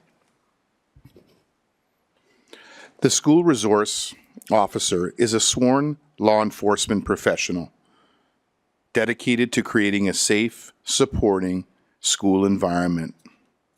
By working closely with students, staff, parents, and the community, the SRO proactively addresses safety concerns and builds trust through daily engagement. Beyond enforcing laws, our SROs act as educators, mentors, they deliver class presentations, they support extracurricular activities, and they guide students in making responsible choices. Their role also includes conducting investigations, writing reports, and collaborating with police and community partners. While they operate independently, their work is regularly reviewed to ensure accountability. Success in this role requires strong communication, conflict resolution, and organizational skills, along with cultural sensitivity and a genuine commitment to student well-being. Professionalism and empathy are essential, as the SRO's actions directly influence the student trust and the school's perception of law enforcement. Proactive supportive activities are a key component of the SRO program. These activities are designed to build positive relationships with students, to provide support, and to address issues before they escalate. Examples of proactive supportive activities include counselling sessions, supervision during school hours, coaching sports teams, and participating in school events. SROs frequently provide counselling to students, helping them to navigate personal challenges and providing guidance on various issues. SROs also participate in school events such as sports games and assemblies where they can interact with students in a positive and supportive manner. The impact of these proactive supportive activities is significant. By building positive relationships with students, SROs can create a supportive and trusting environment where students feel comfortable seeking help and guidance. This proactive approach helps to prevent issues from escalating and contributes to a safer and more supportive school environment. Proactive work makes up the bulk of a school resource officer's time. School resource officers contribute meaningfully to school life by engaging in student-led initiatives, offering mentorship and connecting youth with helpful resources both in and outside of the school. Their consistent, approachable presence helps students to view them as trusted adults rather than authority figures. This trust often encourages students to open up about the personal challenges, ranging from peer dynamics and family issues to concerns about their friends' behaviour, creating opportunities for early support and guidance. The School Resource Officer SRO program is actively involved in presenting to a wide range of school community events, from town halls, fundraisers, and social gatherings, to cultural celebrations, parent nights, and school-based activities like Read-In Week or School Patroller Recognition. These presentations cover essential topics such as school and traffic safety, substance abuse prevention, and addressing online bullying, amongst others. By participating in these diverse forums, SROs play a key role in educating students and families while fostering trust and strengthening the sense of community within schools. When necessary, school resource officers are also involved in school discipline and/or police intervention. These incidents can range from minor behavioral issues to more serious incidents. The most common school concern includes assault, fighting, and other behavioral issues. These incidents often require immediate intervention to ensure the safety and well-being of students and staff. Our SROs work closely with school staff to address these issues, providing support and guidance to students involved and in implementing appropriate disciplinary measures. The most common disciplinary action taken in schools includes warnings, out-of-school suspensions, and in-school suspensions. Less frequent outcomes include detentions, expulsions, and a combination of multidisciplinary action. This suggests a strong emphasis on graduated discipline, with warnings and suspensions being the primary tools. The top SRO interventions resulting in schools' concern fall into the areas of student behavior, bullying, and vaping. While detailed codes of conduct and attentive school staff play a crucial role in maintaining the safety and security of our schools, our SROs play a crucial role in these situations, and they work collaboratively with our administrators and Edmonton Police Services to ensure a coordinated and effective response when needed. The presence of our SRO officers, or school resource officers, help maintain a safe learning environment for our students to gather as they are able to support our administrators in addressing these issues promptly and effectively through the lens of understanding and relationship with the student body.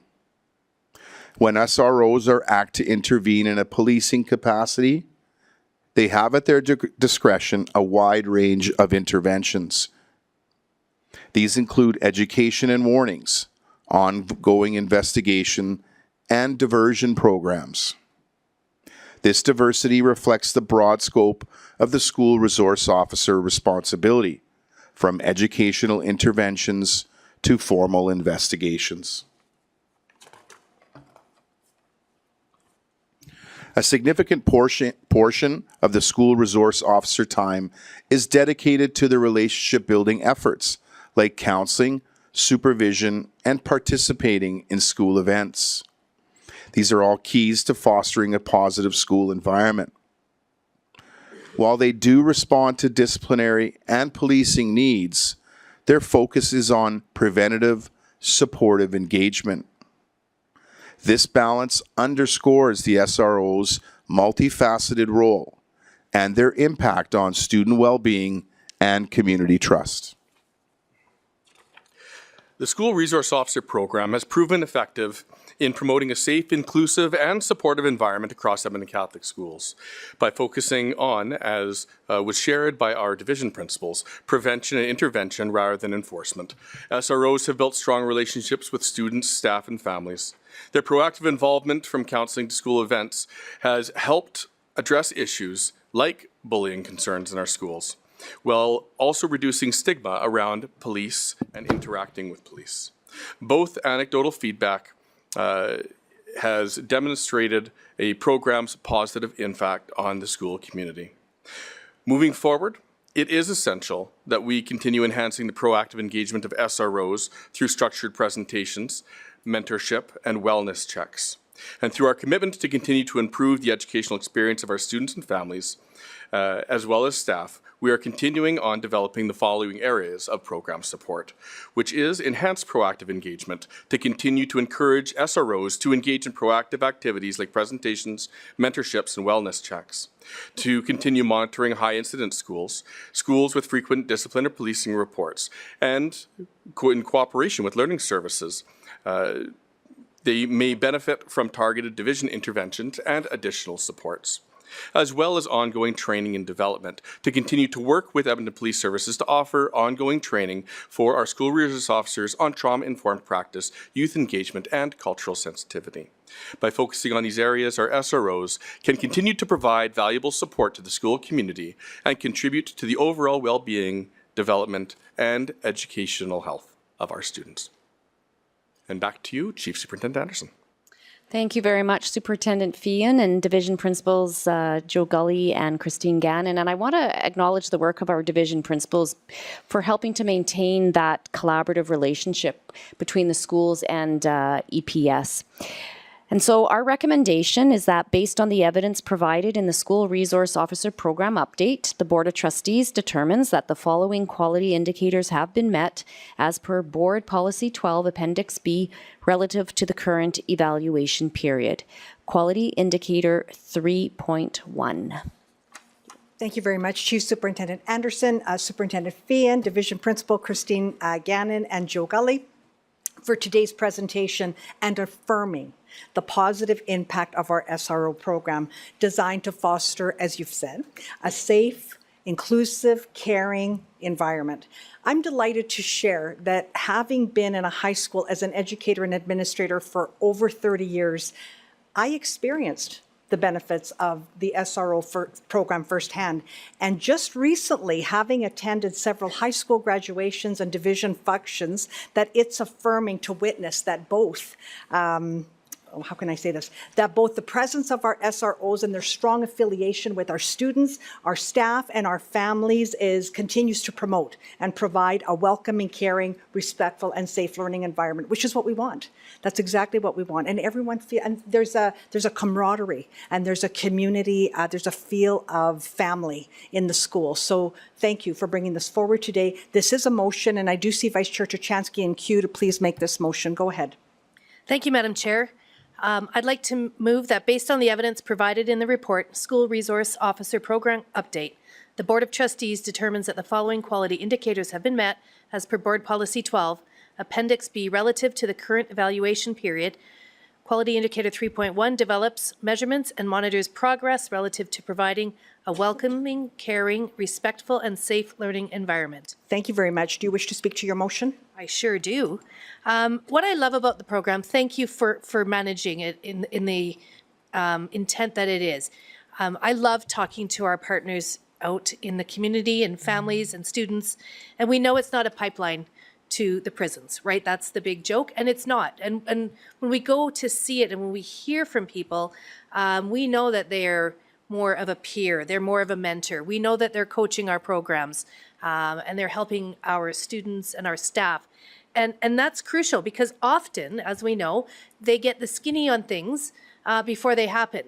So unfortunately, what's not measurable is how many things have been prevented because we have a school resource officer on site. We just don't know. But we do know that there are many and many and many, and the idea that they do get the idea of the scuttlebutt just before it happens. So, you know, they're a crucial part. And I'm so grateful that our division, you know, a number of years ago actually did the deep dive into it and got the report and actually got the evidence that we always believed was out there, because we'd been hearing from our principals and our students and our staff that this was a critical role in the schools. And instead of, you know, bowing to pressure, there was actually a dive that went into this. And everybody weighed in on it, and it was extraordinary what it came back. So we're so grateful for that, and we still are able to focus on that in the past. And like I say, I love it. When I go to anything at a school, the high schools, when it's the start of the semester or start of the year or the end of the year, the SROs are there, right? They're high-fiving kids and they're welcoming kids. So it is extraordinary. And just the simple fact that they truly are a part of the school. And certainly, are there going to be moments when it's not butterflies and unicorns? For sure. But how nice it is that it's caught there at the school level versus anywhere else, where there is an opportunity to say to the kid, hey, I think you and I are going to want to work out at 7 in the morning for the next 2 weeks. And it's, yes, I do. So I love that. So I appreciate it. And thank you for the report that just verifies what we always thought. Thank you. Thank you very much. And I'm just going to piggyback off of what Vice Chair Tuchansky just said. I remember being in a school and students coming to school and they didn't ask to see teachers or administration. They wanted to know, when is Constable, and actually they was called Consty. When is Consty coming in? That was their first source of, I need to talk to this person, especially on a Monday morning. So anyway, kudos, and thank you for bringing this update forward. I do see Trustee Harris next in queue. Go ahead, please. Thank you very much, Madam Chair. I was very impressed with the reference to the proactive nature of a majority of the interactions in the report that we had an opportunity to see in governance. Bit more detail on that, and it was very encouraging to see that the vast majority, the bulk of the interactions tends to be much more on the proactive side, the preventive, supportive side than on the reactive side, although that's there as well. And I think that yields great value for us. And I must admit that it gives a board great comfort to know that we are constantly kind of measuring and honing those metrics to understand what are the key performance indicators around how this really operates very effectively, and that we will adapt the program on a go-forward basis. So I like that. That's really very impressive. One of the things that I've always been impressed with respect to this program, particularly given the fact that we have so many new Canadians in our community who are beautiful and welcomed, and many of whom come from very challenging backgrounds where the perspective of law enforcement might be quite different. So this gives them an opportunity to see a different sort of perspective on what policing is, which I think not only enables our schools, but also ripples through into our community in terms of creating a peace and order dividend in the schools and in the community. Also, that part of that dividend as well, I think, ripples into issues around complexity. Now, we deal again with issues around classroom complexity. That's a separate matter. However, there is a culture, there is a climate that is set in the school as a whole. And I can't help but think that having school resource officers who operate in a proactive, preventative, supportive frame help prevent some of those situations that could increase the complexity of our learning environments. So I think on a variety of fronts, I very much appreciate the update.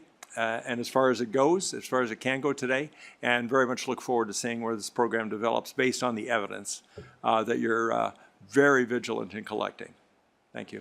Thank you very much, Trustee Harris. Trustee Tiber, you're next in queue. Go ahead, please. Thank you, Madam Chair. To start, I would like to thank my hero, Trustee Matella, for getting the fan to work. Thank you so much. Whew. So I cannot say how many times my kids have come home in high school. And as we all know, high school is not, everything doesn't go perfect. But they've told me what happened. And I was surprised how many stories they focused on the SRO. The Consti, as Trustee or Chair Palazzo said, that's what they're known for, is the loving terminology of Consti. And all I thought was, thank God someone was there looking out for my children, but also everybody else's children. Like, we live in a time where we don't know what could happen. But when an SRO is working to create relationships, and we can make a difference for one student or the whole community. But I want to thank another group, and that's our Edmonton Police Services. We cannot do this alone, and we all win when we work together so our kids come home and tell us about their day. Thank you, Madam Chair. Thank you very much, Trustee Tiber. Trustee Ingle, you're next in queue. Go ahead, please. Thank you very much, Madam Chair. And this program is so important, and I'm so glad we brought this update to the public meeting. And as Trustee Turchansky pointed out, not everything is always unicorn and butterflies. But having spoken about school resource officers with a number of different police chiefs, a lot of it is in the individual you select to be the school resource officer, because we know it takes a very special person to be a teacher, it takes a very special person to be involved in education. So I really want to commend the district and the police department for picking people that fit in so well. And it's great to hear about the program and the work it's doing, but what's even better is to go to the school events and sit with a group of teachers, administrators, whoever, staff, and the SRO, and listen to the camaraderie that goes around that table. As student, I went to a graduation just recently where the SRO was sitting with the teachers and the admin, and as children would get up to either make a presentation or win an award or whatever, they spoke about the child, and they spoke lovingly about them, and how as a community they were so proud to see them in whatever role they were doing at the graduation. And that's what it's all about, to have loving, caring individuals in your life, like teachers, principals, school resource officers. So I really commend you in the job you do in picking the team and putting it together, because that's when the rubber hits the road. So thank you very much for the update. I think it was very important that it came public so that we can make known the good work that the SROs are doing in our schools. Thank you, Madam Chair. Thank you very much, Trustee Engel. I see no one else in queue. I'll turn it back to you, Vice Chair Tuchansky, should you wish to close your motion at this time. No, thank you, Madam Chair. Thank you very much, and we will now call the vote.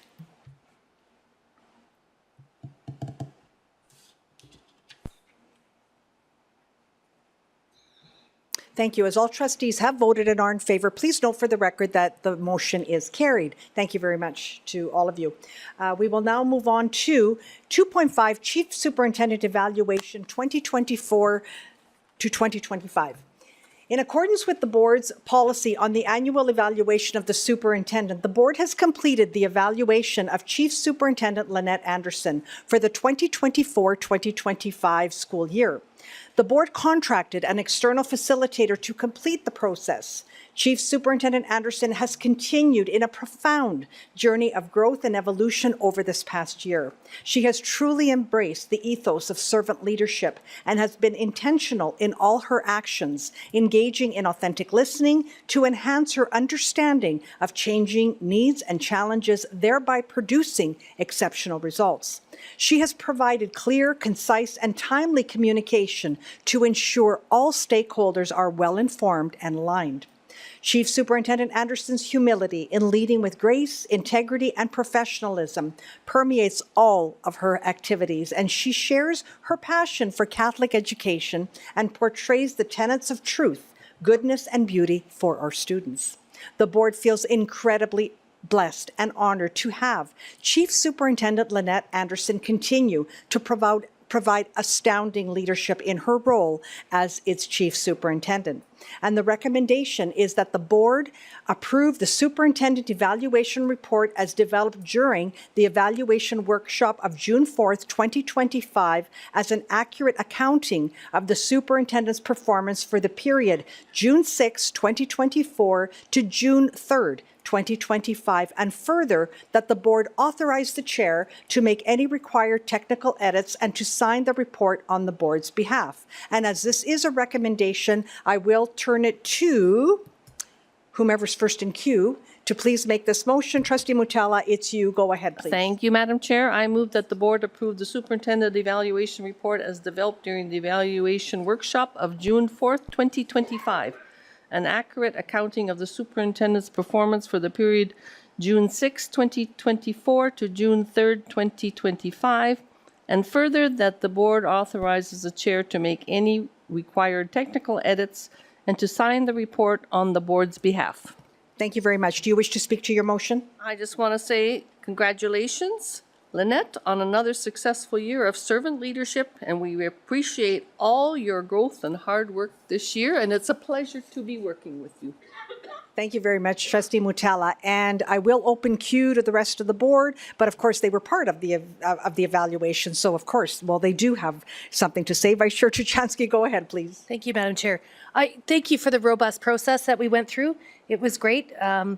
We know that next year is an election year, so it was really an opportunity for us as this board to weigh in on it and listen to the group that had a lot to say about you. So it was really an honor and a delight. So thank you, and we continue to pat ourselves on the back for the good job that we did.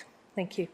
Thank you very much, Vice Chair Tuchansky. And seeing no one else in queue, I will finish the motion before perhaps turning it over to, maybe we'll make the motion, we'll vote, and then I'm going to turn it over to you if that's okay.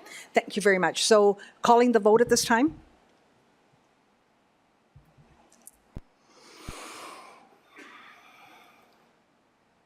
Thank you. And to no surprise, the board is all in favor, and so the motion is carried. And of course, I wanted her to wait because I wanted to be the last one to speak, and to also congratulate you once again, Chief Superintendent Anderson, for your, and I'm going to use the word outstanding performance, and for leading. And this is very important, for leading with integrity, your ability to foster positive relationships and empower others along with your resilience, transparency, and of course your wisdom is testament to the division's success this past year.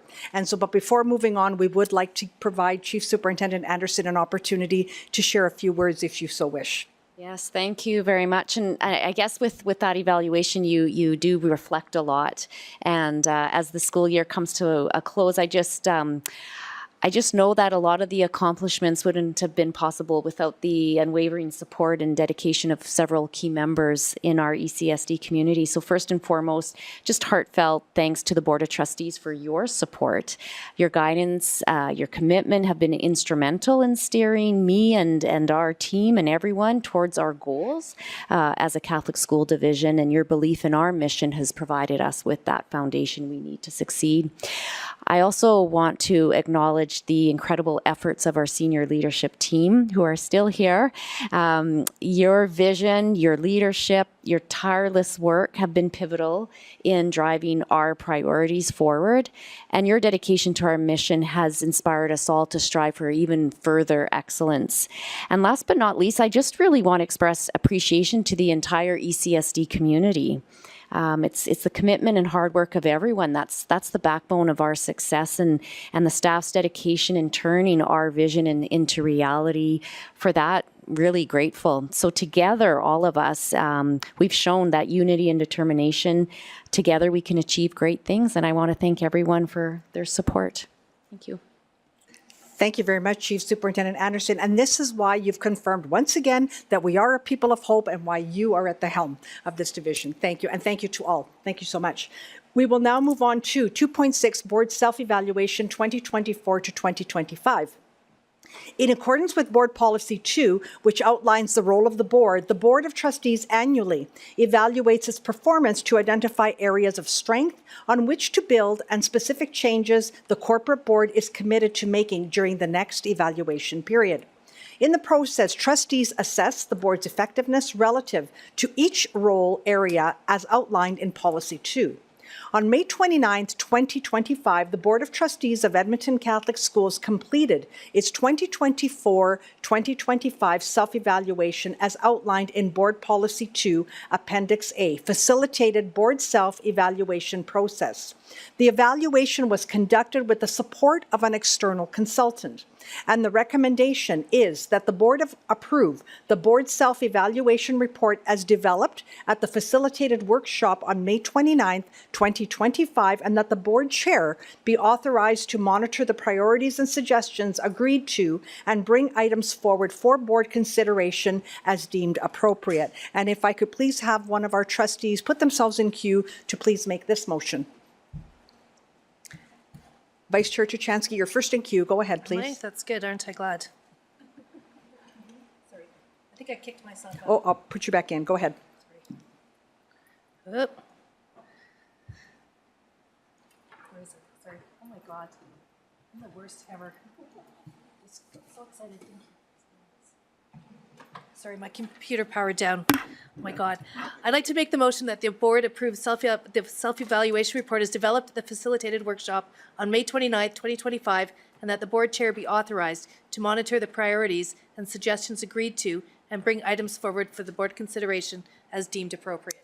Thank you very much. Do you wish to speak to your motion? Yes, again, thank you. The fact that it is the end of our term and an election year coming forward, it was good to do a bit of a deep dive and see where our successes came and set things in motion perhaps for the new board going forward. It's not something we do every single year, have a facilitated one, but it is important to give ourselves a bit of a report card and then a bit of a leaping off period going forward. So thank you. Thank you very much, Vice Chair Tuchansky. And before, I don't see anyone else in queue, but I will make some closing comments. And I just want to applaud the board, the efforts of the board. There's one thing that I've really benefited from being on this board with you, and that's that you're always looking for continuous improvement. Like even when we have an external facilitator come out and say, well, you're doing exceptionally well, we're still looking at how do we improve and how do we do that better. And we want, and I want to applaud you for always looking for best governance practices and calling one another out on it. So when we make a mistake, we ensure to say, okay, we're breaking process, that's not our process, this is our policy, let's follow this. And being with all of you on the board continues. There's always someone who brings us back to our policy and brings us back to our process. And even though sometimes it's a lot easier just to break it and say, let's just do it, we don't. And so kudos to each and every one of you for ensuring that good governance practices are in place and that we continue to look for improvement and effectiveness and hold ourselves accountable just as everyone else is held accountable in this division, and provide assurance. That's a better word now. Optimal learning. Thank you so much. We will now, did we call the vote? We did not, so let's call the vote.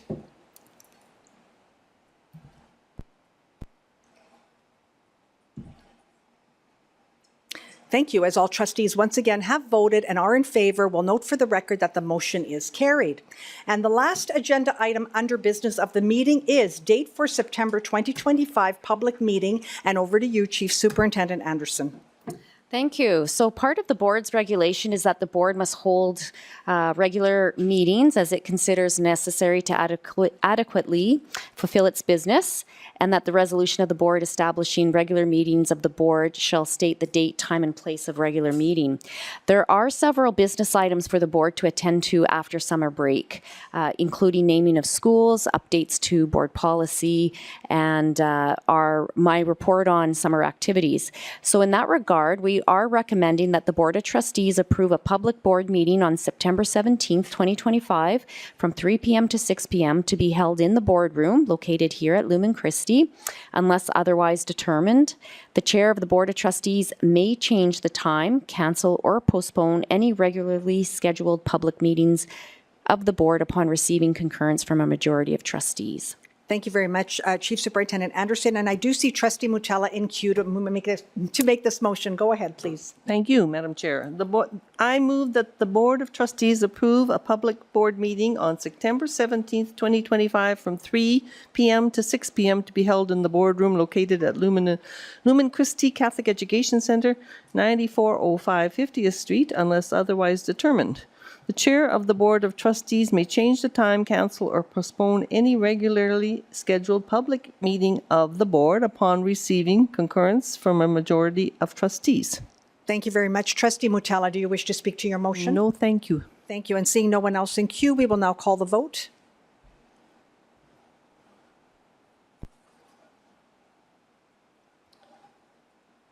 Thank you. As all trustees have voted and are in favor, the motion is carried. Thank you so much, everyone.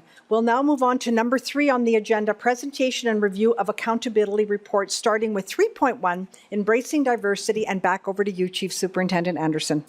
Thank you. So our division, as you know, creates opportunities for students and staff to develop and celebrate the uniqueness and diversity as children of God on a daily basis by promoting and supporting welcoming, caring, safe, and inclusive learning environments and working spaces. Today, Superintendent Peterson and Manager Tallarico will share parts of a report in the work accomplished this year and share our new strategic plan for 2025 to 2028. Thank you. Thank you, Chief Superintendent Anderson, Madam Chair, and trustees. On behalf of the Division, Learning Services and Religious Education Services are honored to share the Embracing Diversity report. This report demonstrates at a systems level, the work we do to honor, respect, and support diversity. The Embracing Diversity report truly highlights the incredible work across all of our departments and schools within the division, demonstrating permeation of our faith through curriculum, as well as permeation through processes and structures. This report is about the permeation of our Catholic faith, where everyone belongs and is accepted. Today, we will share some key pieces of that report, as well as review the new 3-year strategic plan, a plan that is rooted in our Catholic worldview with the goal to empower teachers to confidently create connections through the religious education program so that students can see how Jesus celebrated the diversity of people and advocated for the marginalized. At this time, I would like to invite Claudia Peterson, Manager of EDIAR, and Sandra Tallarico, Manager of Religious Education Services, to share the report.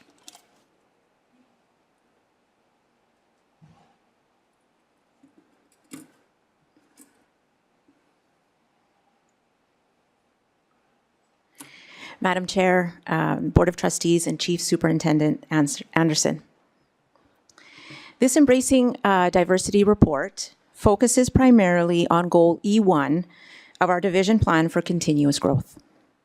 While the word diversity is part of the Equity, Diversity, Inclusion, and Anti-Racism acronym, this work is not solely the responsibility of the EDIR team. This presentation will demonstrate the ways in which the entire division is truly embracing diversity.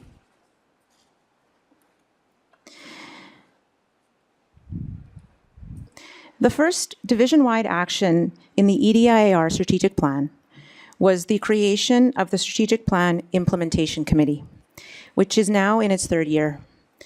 From the outset, it was essential to ensure that each committee member contributed from a diverse perspective.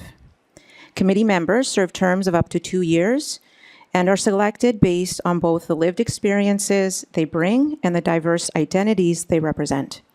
Both the Advisory Committee and the Implementation Committee meet 4 times per year, providing invaluable insights drawn from their unique perspectives and lived experiences. The involvement of the Religious Services Manager, serving at the highest level, has been foundational to the work accomplished by the Implementation Committee, as well as the Advisory Committee over these last 3 years. I would like now to invite Religious Services Manager Sandy Tallarico to present her work as part of the EDIR Implementation Committee.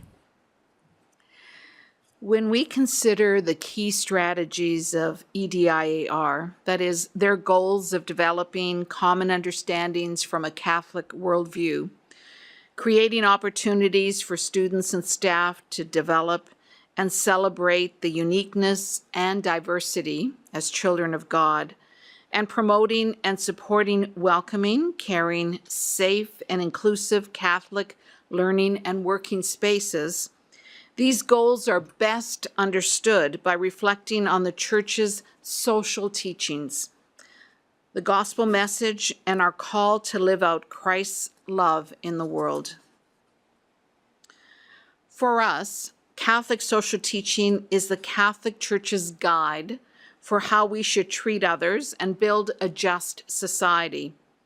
It is based on the belief that every person has dignity because they are made in God's image, and it emphasizes caring for the poor, promoting peace, protecting human rights, working for the common good, and being responsible stewards of the earth. Catholic social teaching is not new. The Catholic Church has had a history of social teaching that has evolved over time in response to the challenges of the day. This afternoon, we will highlight the 7 key themes of Catholic social teaching that are at the heart of our Catholic social tradition and explain how the themes specifically relate to our understanding of EDIAR. The Catholic Church proclaims that human life is sacred and that the dignity of the human person is the foundation of a moral vision for society. This belief is the foundation of all the principles of our social teaching. We believe that every person is precious, that people are more important than things, and that the measure of every institution is whether it threatens or enhances the life and dignity of the human person. Like Catholic social teaching, EDIAR works to ensure that all individuals are treated with respect, that systemic barriers to dignity are removed, and that the sanctity and value of every life is affirmed. We are created in the image and likeness of God. We are not only sacred, but also social. How we organize our society in economics and politics, in law and policy, directly affects human dignity and the capacity of individuals to grow in community. The family is the central social institution that must be supported and strengthened. We believe people have a right and a duty to participate in society, seeking together the common good and well-being of all, especially poor and vulnerable people. Like Catholic social teaching, EDIAR seeks to rectify historical injustices and systemic barriers that have disproportionately affected certain racial and ethnic groups. When EDIAR addresses these inequities, we are aligning ourselves with Catholic social teaching's call to build just communities where everyone can flourish. Families and communities thrive when there is fairness and access to opportunities and resources, and where marginalized groups are not excluded from participating. The Catholic tradition teaches that human dignity can be protected, and a healthy community can be achieved only if human rights are protected and responsibilities are met. Every person has a fundamental right to life and a right to those things required for human decency. Corresponding to these rights are duties and responsibilities we have to one another, to our families, and to the larger society. In the same way, EDIAR promotes equity and inclusion and addresses system inequities that harm marginalized groups, ensuring everyone has access to opportunities and resources, and where all individuals can thrive, free from the constraints of prejudice or structural inequalities. A basic moral test is how our most vulnerable members are faring. In a society marred by deepening divisions between rich and poor, our Catholic tradition instructs us to put the needs of the poor and the vulnerable people first. Like Catholic social teaching, EDIAR centers the voices and experiences of historically marginalized groups, addresses inequity, and advocates for policies and actions that rectify imbalances and lifts those who have been excluded or oppressed. The economy must serve people, not the other way around. Work is more than a way to make a living. It is a form of continuing participation in God's creation. If the dignity of work is to be protected, then the basic rights of workers must be respected. The right to productive work, to decent and fair wages, to the organization and joining of unions, to private property, and to economic initiative. Like Catholic social teaching, EDIAR seeks to eliminate barriers and ensures that everyone has equitable access to fair opportunities for all and the ability to contribute fully to their communities.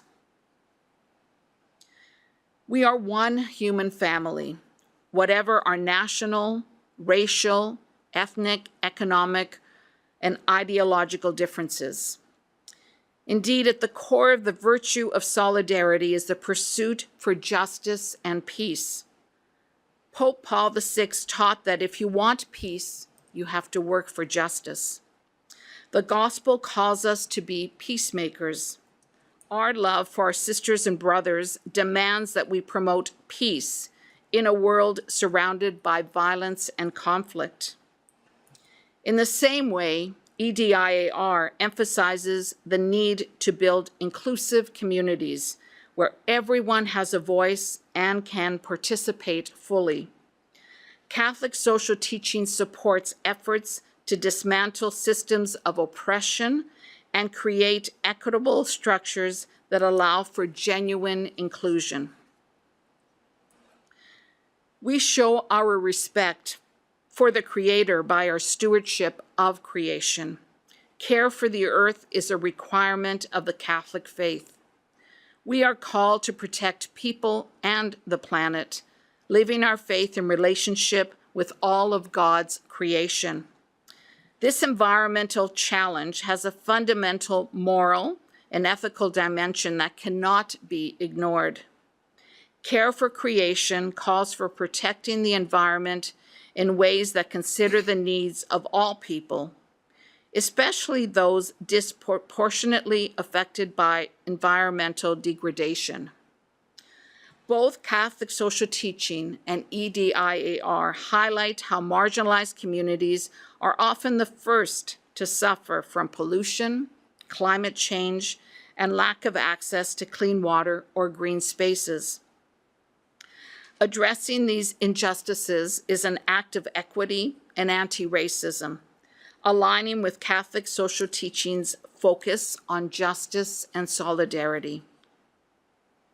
In the end, Catholic social teaching provides a theological and moral foundation for pursuing equity, diversity, inclusion, and anti-racism. These modern concepts translate Catholic social teaching's timeless principles into actionable frameworks for addressing injustice and promoting a world that reflects the gospel's call to love and unity. As you know, EDIR boosters have been one way we have supported continued learning for all staff in the division. We currently have 12 topics in the collection. The first 9 boosters were created and introduced to staff between 2021 and 2024. The final 3 boosters were introduced to staff this year, and they include welcoming newcomers and embracing diversity, power and privilege, mental health, and stigma. All 12 boosters will be available for all staff to use as a review or as additional professional learning as needed.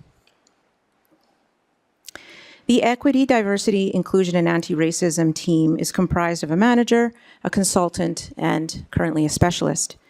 The EDIR specialist supports administrators in navigating the complexities of EDIR-related issues while encouraging awareness and thoughtful, informed responses that consider broader societal context when responding to challenges. Approximately 6,500 staff and students in 60 departments were supported in 2024-2025. A major focus of the specialist work is facilitating restorative conferences and restorative circles. These formal and informal practices promote dialogue and active listening, which are essential for managing conflict, fostering understanding across diverse perspectives, and supporting all parties in addressing harm and repairing relationships, as well as collaboratively developing solutions. This work has positively impacted nearly 300 individuals across the division in just this year alone. Through professional learning sessions, the EDIR specialist has helped build staff understanding of equity, diversity, inclusion, and anti-racism. The EDIR specialist also delivers presentations designed to cultivate a sense of belonging and community among students by encouraging mutual respect, understanding, and appreciation for diversity. These presentations aim to positively influence students by increasing awareness, nurturing empathy, developing inclusive skills, and inspiring collective action. Through interactive discussions and active participation, students are empowered to lead initiatives, campaigns, and projects that advance social justice and equity. The EDIR consultant role has been crucial in integrating EDIR priorities into the curriculum planning and programming. The consultant also helps building bridges of understanding, transforming respect, and restoring relationships, and works directly with other consultants and teachers, students, and principals to support inclusion and belonging within their schools. Staff professional learning sessions and presentations support a teacher's ability to confidently discuss matters of EDIR with their students. These staff sessions focus on the intentionality of embedding EDIR practices such as UDL and culturally responsive teaching as a way to permeate curriculum and make connections to our faith. This slide shows just a few examples of student presentations that the EDIR consultant provides for our school communities. Student presentations are based on administrative requests and school-specific needs. By far, the most requested presentation has been addressing language and community, with over 24 school site requests and over 8,500 students learning the importance of language as a reflection of our respect for others and our dignity and God's love for us. The EDIR consultant has impacted thousands of ECSD students, bringing EDIR to life through our Catholic faith and connected to curriculum. This year, Louis Saint Laurent hosted our second annual Black Student Association Conference. There were over 180 students in attendance who were treated to a keynote address, breakout sessions put on by their peers, and catered lunch featuring traditional African and Caribbean dishes sourced from Black-owned restaurants within the community. There are currently 13 active BSAs in our division, 10 in high school and 3 in junior high. The Be an Upstander program empowers students to recognize injustice and use their strengths to create change. Each year, 5 schools are chosen to participate in the Upstander program and showcase. Our goal is for every school to participate on a rotating multi-year cycle. This year, approximately 150 students participated in our regional showcase at Lumen Christi Catholic Education Center. In collaboration with the Canadian Museum for Human Rights, the program amplifies student voices and encourages them to take action and spread awareness about issues and social justice. Taking a restorative approach to addressing racism and discrimination continues to be a part of our EDIR strategic plan. A restorative approach to discipline and conflict management is also recommended by Alberta Education and well suited to us as a Catholic division as it supports repair and reconciliation. Administrators report that they are finding incredible value in the investment of time to hold a restorative conference and to provide the opportunity for relationship building and repair of harm. Over the past 3 years, we have been intentionally building capacity in restorative practices among both administrators and staff. To date, more than 450 student members,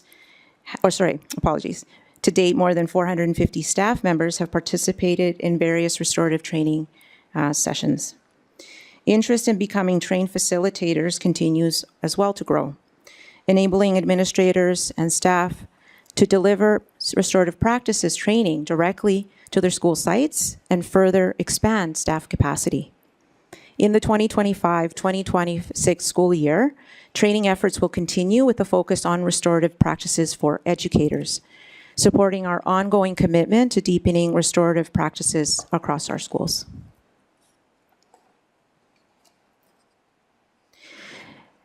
As reflected in our EDIR professional learning sessions, student-focused initiatives, and division-wide events, all of our work is rooted in our Catholic worldview and grounded in the principles of Catholic social teaching. Our collaboration with religious education services in advancing Division's goal of embracing diversity has been both intentional and spirit-led.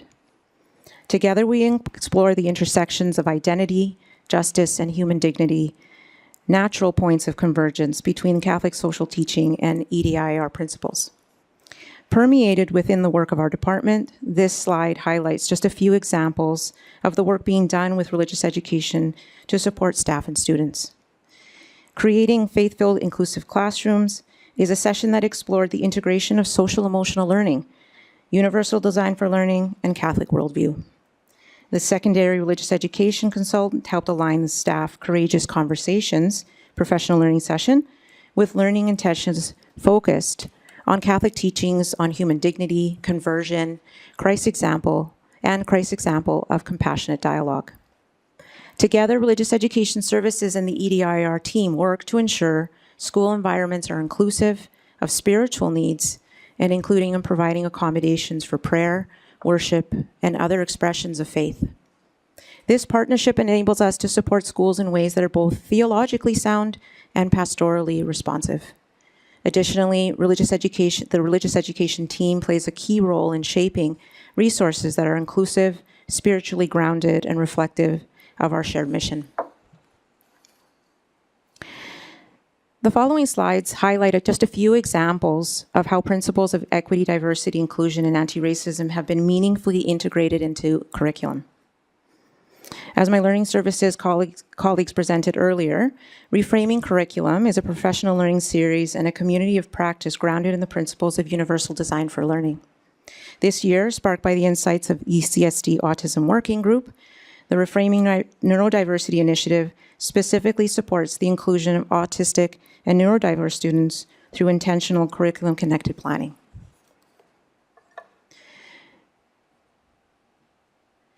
The Grade 4-6 Literacy Project is a curated classroom novel collection designed to make every student feel seen, valued, and engaged in their learning. The principles outlined in Alberta's Provincial Resource Review Guide was used to ensure that each resource was developmentally appropriate, fostered pluralism, and reflected inclusive, authentic representations of First Nations, Métis, and Inuit global perspectives. This year, the work of the secondary curriculum team, including infusing diverse perspectives into activities, lessons, and events, in addition to ensuring Indigenous representation in resources and student experiences. The Embracing Diversity report includes the overall results of the Division Systems Excellence Survey and the annual survey. This visual shows the EDIR specific measures from the ECSD annual survey and how our parents, students, and teachers feel in various aspects of an inclusive and caring learning environment. While these measures indicate great work is happening, there is still work to be done, and these measures help us identify where to focus next. Further, schools receive their individual results and can adjust their school plans for continuous growth to improve their results in areas that are not as strong as others. Data-informed planning is tremendously important for our work in advancing the Division's commitment to EDIR at all levels. The Division Systems Excellence Survey measures staff perceptions of the Division and their site as a workplace. The themes that reflect the priority of embracing diversity are workplace culture and promoting diversity. Both survey instruments allow both the Division and schools to measure their progress in advancing the priority of embracing diversity. These year's results are very positive, and schools and departments will now be able to take their staff results and target areas for improvement. As we entered in the final year of the first strategic plan, it was imperative that we gather feedback from various sources, including the Embracing Diversity survey, to inform our next steps. I would like now to share a general overview of the results of this year's survey. The Embracing Diversity survey indicated that areas such as announcements and messages in my school are welcoming, caring, and respectful of all people. Events in my school are welcoming and inclusive, were common areas of strength across grade groups. For areas of growth, results for items such as my school is teaching me how to identify discrimination and racism, and I know how to report discrimination and or racism in my school, were similar across all grades. And for grades 7 to 12, there was also similarities in responses for items such as I feel safe sharing my opinions about equity, inclusion, and racism in my school, and I see there is no place for hate posters in my school. In the Embracing Diversity survey, parents expressed strong agreement with statements such as events at my child's school are welcoming and inclusive, and I feel that my child's school provides a welcoming, caring, respectful, and safe Catholic environment. Division staff indicated that they were being provided opportunities to learn more about equity, diversity, inclusion, and anti-racism, and school staff indicated that student groups that celebrate diversity are being respected in their school. Finally, the survey results highlighted several areas for growth identified by parents and guardians. These include increasing opportunities to learn more about equity, diversity, inclusion, and anti-racism through their child's school, improving awareness of where to access equity, diversity, inclusion, and anti-racism resources, and enhancing the visibility of related posters within the school environment, an area also noted by staff. In addition to the Embracing Diversity survey, as part of the EDIR strategic plan review, multiple engagement sessions across the division were also planned for the 2024-2025 school year to gather feedback on the plan's implementation. On page 37 of the Embracing Diversity report, you'll find a breakdown of the various engagement sessions that included participants such as yourselves, trustees, students, families, administrators, and chaplains. These engagement sessions were conducted over the 2024-2025 school year, as noted. This engagement process included listening circles, structured listening sessions, and visioning sessions. 4 key themes emerged from the various listening circles, structured listening, and visioning sessions. The feedback gathered through the listening circles and structured listening sessions reflected the voices and experience of equity-seeking groups. The feedback was thematized, and the resulting themes informed the development of the 4 key priorities by identifying specific areas of growth. In addition to the 4 key themes, the following recommendations were drawn directly from insights shared during the listening circles, structured listening sessions, and visioning sessions. Together, these themes and recommendations will help guide the next steps in advancing EDIR efforts across the division. This collective feedback has helped to shape the priorities that informed our next 3-year strategic plan. As we embarked on the development of a new strategic plan, the opportunity arose to adopt a new name that was more fully reflective of our Catholic identity and worldview. Following thoughtful engagement and dialogue with Student Voice, yourselves, the Board of Trustees, the Superintendent Strategic Leadership Council, and the EDIR Advisory and Implementation Committees, a range of possible names for this body of work was explored and discussed. Throughout this collaborative process, the name Communities of Belonging emerged as the most strongly supported choice. As a result, the EDIR department and all related work will now move forward under the new name, Creating Communities of Belonging. The new 2025-2028 strategic plan has been developed through the lens of Catholic K-12 educational organization, ensuring it is firmly grounded in our faith-based mission and values. This plan also reflects a deliberate shift from primarily organizational and staff-focused framework to one that places greater emphasis on student-centered experiences in equity, diversity, inclusion, and anti-racism, while continuing to provide support for staff professional learning. The strategic plan title includes the phrase, Advancing Equity, Diversity, Inclusion, and Anti-Racism. We intentionally added the words creating and advancing to emphasize the active and ongoing nature of this work. As indicated earlier, all of the collective feedback helps shape the priorities that informed our next 3-year strategic plan. These priorities are belonging and inclusion, building competence in diversity, and education and awareness. In addition, rather than be treated as a separate or standalone priority, leadership and accountability have been intentionally embedded throughout the plan. Throughout the strategic plan review, feedback and survey results highlighted the experiences and the needs of equity-seeking groups within our division. Input from these equity-seeking groups provided valuable insights that informed the plan's key strategies, shaping both school-based and division-wide actions to foster greater equity and inclusion. The strategic plan is designed to grow and evolve with our division as we continue to our collective journey rooted in respect, honesty, accountability, right relationships, and shared responsibility. Implementation will follow a site-based stewardship model that honors the unique strengths and needs of each school and their site. Although these priorities remain the same over the next 3 years, the key strategies and actions undertaken may change and may be adapted based on each school or site's meaningful growth and progress in this area. Our new strategic plan represents an ongoing journey towards building a Catholic school division that radiates the compassion of Christ while celebrating the distinct identity of all our students and families. The Embracing Diversity report shares the vast array of work that is happening with students, staff, and families that truly demonstrates how the division is providing a welcoming, caring, respectful, and safe learning environment, managing conflict effectively, and ultimately embracing diversity. As a Catholic organization, embracing the values of equity, diversity, inclusion, and anti-racism is paramount and made evident through the implementation of priorities, key strategies, and actions within the Creating Communities of Belonging strategic plan. Thank you for your time. Now back to Superintendent Peterson.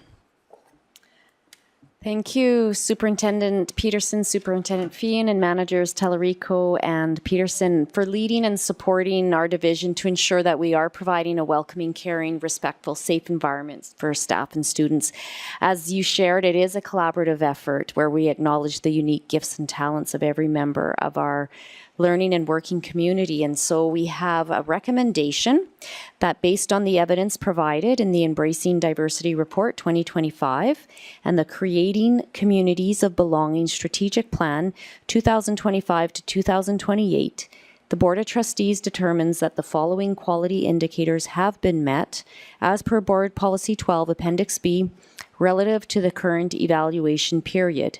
Quality Indicator 1.1, 1.2, 3.1, 8.3, and 10.5. Thank you. Thank you very much, Chief Superintendent Anderson. Superintendent Peterson, managers, there she goes.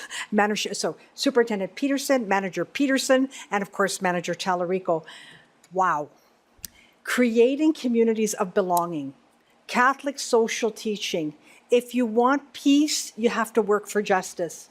What I also appreciate in this report is that at Edmonton Catholic Schools, we believe in a just, loving society to achieve common good, where every person is created in the image and likeness of God, and in the goodness and dignity and worth of each person, and that we honor the dignity of each person by treating one another with empathy and compassion and respect.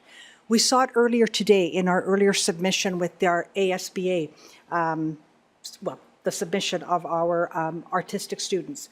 Earlier this year, we attended the BSA conference. It was amazing. And so just all of these things that are happening in our schools, the fact that every child matters, the fact that they are children of God truly makes us people of hope. And we applaud today's comprehensive presentation and report. We're Creating Communities of Belonging Strategic Plan 2025-2028 will be our focus. Kudos to each and every one of you. And this is a motion, and I do see Trustee Ingle in queue. Please go ahead to make the motion, Trustee Ingle. Thank you, Madam Chair.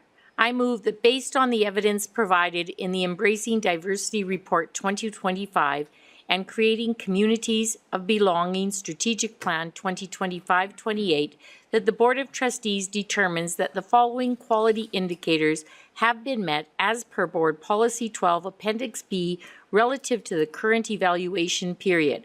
Quality indicators 1.1, 1.2, quality indicators 3.1, quality indicator 8.3, and quality indicator 10.5. Thank you very much. I assume you would like to speak to this motion? I would. What a fabulous presentation. I would like to thank Superintendent Peterson and Superintendent Fian and Chief Superintendent Anderson, and I would really like to say thank you to Manager Tallarico and Manager Peterson for an awesome presentation.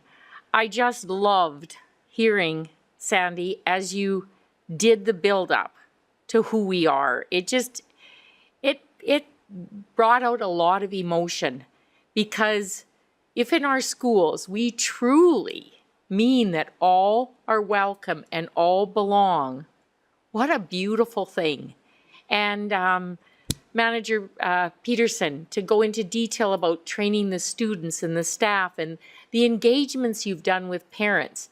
The single one most important thing that Jesus taught us is to love one another as he has loved us. And it just came through.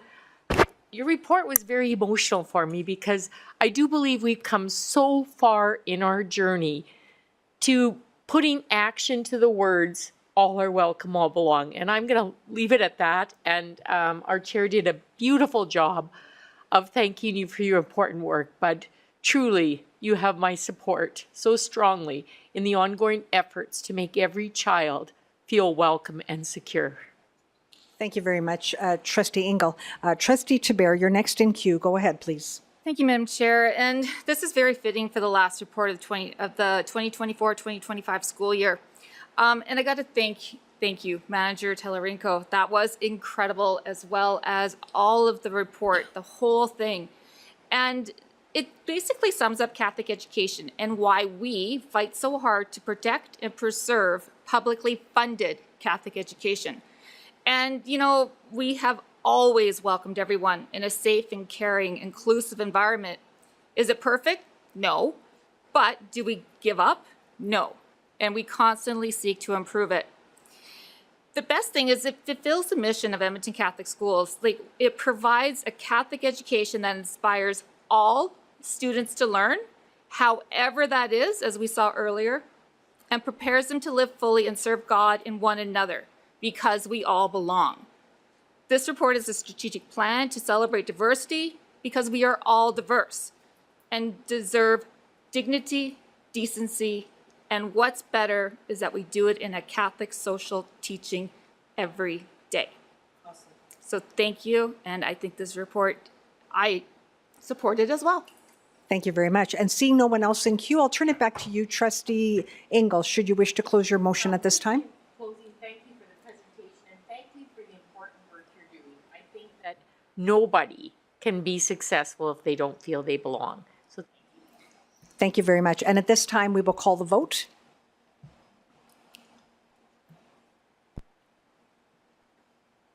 Thank you. As all trustees have voted and are in favor, we'll note for the record that the motion is also carried.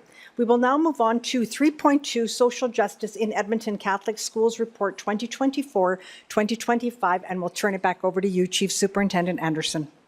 Thank you, Madam Chair. So throughout the year, you often hear me refer to Pope Francis's quote, "All that is true, all that is beautiful, and all that is good brings us closer to God." And in this case, our social justice report reflects all the goodness that is occurring by sharing beautiful stories that we have to create a more just and loving world through acts of social justice. We just heard from Manager Telerico about Catholic social teachings, and these projects are rooted in Catholic social teachings. Our schools carry out many whole school and class-specific social justice activities over the course of the year from a Catholic worldview to ensure that our students can connect their good works to an understanding of our Catholic faith. These activities demonstrate our students are putting faith into action. These beautiful stories of our schools and departments as agents of change are captured in this report. And at this time, we'd like to share a video put together by the communications team to reflect the great work that has occurred over the course of the year.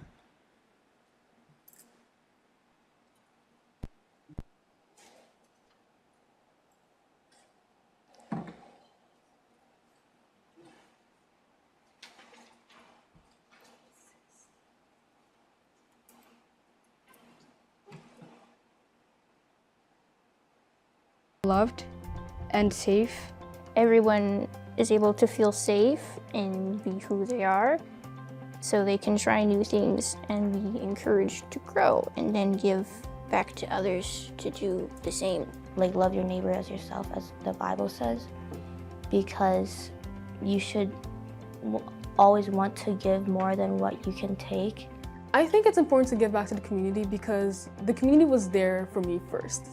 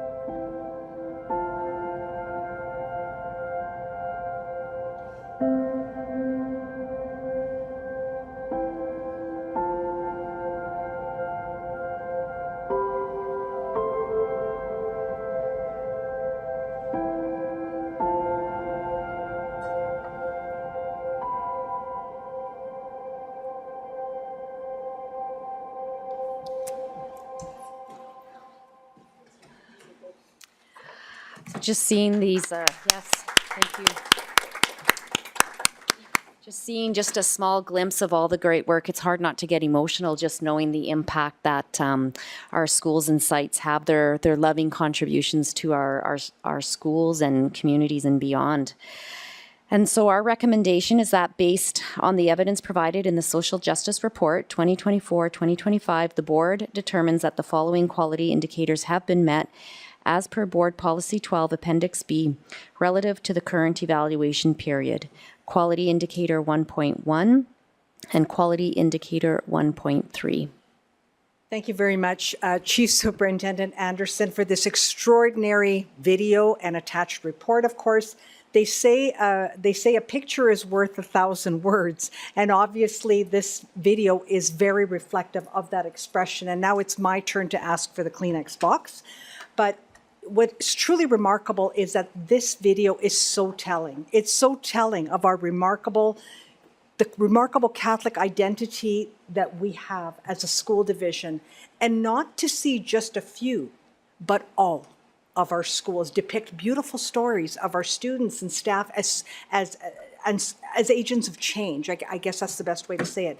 The outstanding commitment and dedication of our division is remarkable, which speaks to the Catholic worldview that teaches us what a gift it is to make a difference in the world. Receiving this report is a gift and a testament of the long tradition of extraordinary social justice participation that happens in our schools. And as this is a motion, and I do see several trustees, I'm going to obviously go with the first one. Trustee Mutala, you're first in queue.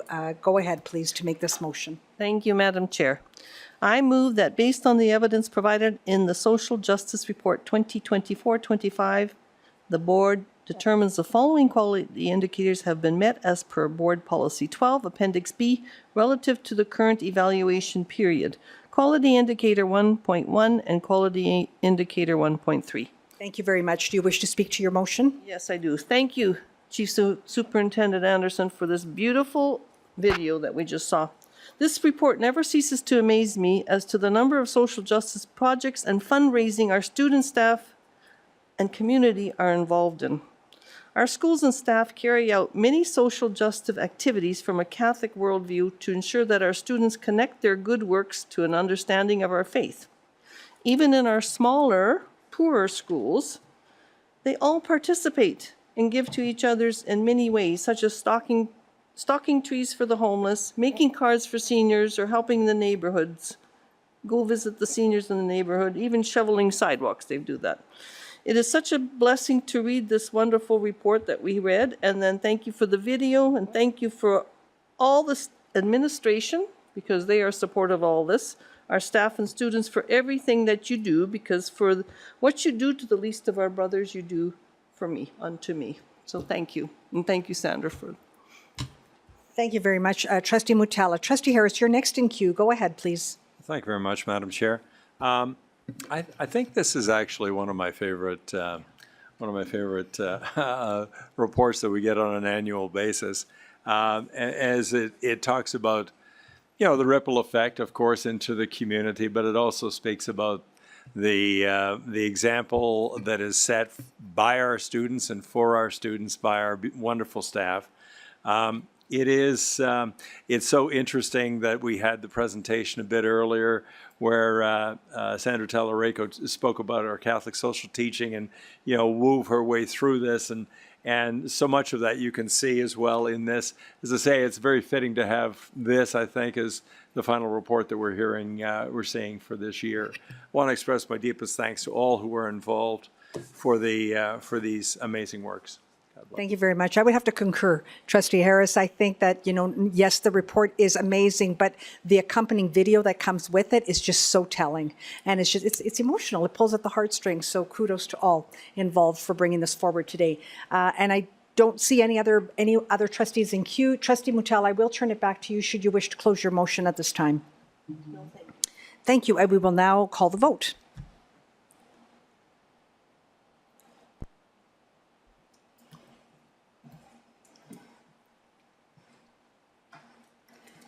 Thank you. As all trustees have voted and are in favor, we will note for the record that the motion is carried. We're almost there, everyone. And this now takes us to 4.1, Board Chair Report. But because it is the last one of the year, we do want to be sharing some gratitude. So please indulge us and bear with us for just a few more moments.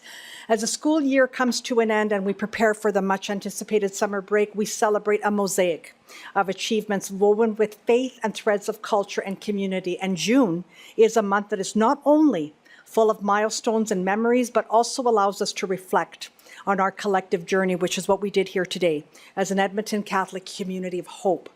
As we reflect on the many contributions that have shaped our year, June was a month filled with meaningful milestones and traditions, from graduations to farewells, retirements, site blessings of our future schools, to celebrating significant school anniversaries that honored decades of dedication and growth, to the inspiring performances of our all-city choirs and bands showcasing our students' incredible talents. The spirit of community was truly alive. We also took the time to recognize Indigenous History Month, reminding us of our vibrant communities that we continue to honor as a people of hope. In this reflective spirit, the Board of Trustees wishes to extend our heartfelt gratitude to everyone who contributes to the success of our division. To our graduates, we warmly congratulate you and wish you every blessing as you embark on new adventures, carrying with you lessons and values of your Catholic education. As you stand on the threshold of new beginnings and close this chapter, we stand in awe of how you've enriched and impacted your school community and our entire division. As the year draws to a close, our high school students are not the only ones bidding farewell. To those retiring this year, we honor your many years of service that have made and have left a lasting impact on Edmonton Catholic schools. Your dedication and wisdom have shaped countless lives, and we honor your contributions as you embark on new adventures. We also extend our gratitude to our dedicated staff, our board office, our senior administration, our teachers, support personnel, caretakers, and administrators who bring passion and care to your work every day. Your commitment and efforts are the cornerstone of student success. To our remarkable students, your dedication, resilience, and enthusiasm inspire us all. To our families, we share heartfelt appreciation. Our families' partnership and your support remains vital. Your involvement fosters the spiritual, academic, and personal growth of our students in countless ways. Thank you to our educational partners and parish community members. Father Paul, you're still here. Thank you for your invaluable support. Right? Let's give him a round of applause, right? Yeah, no kidding.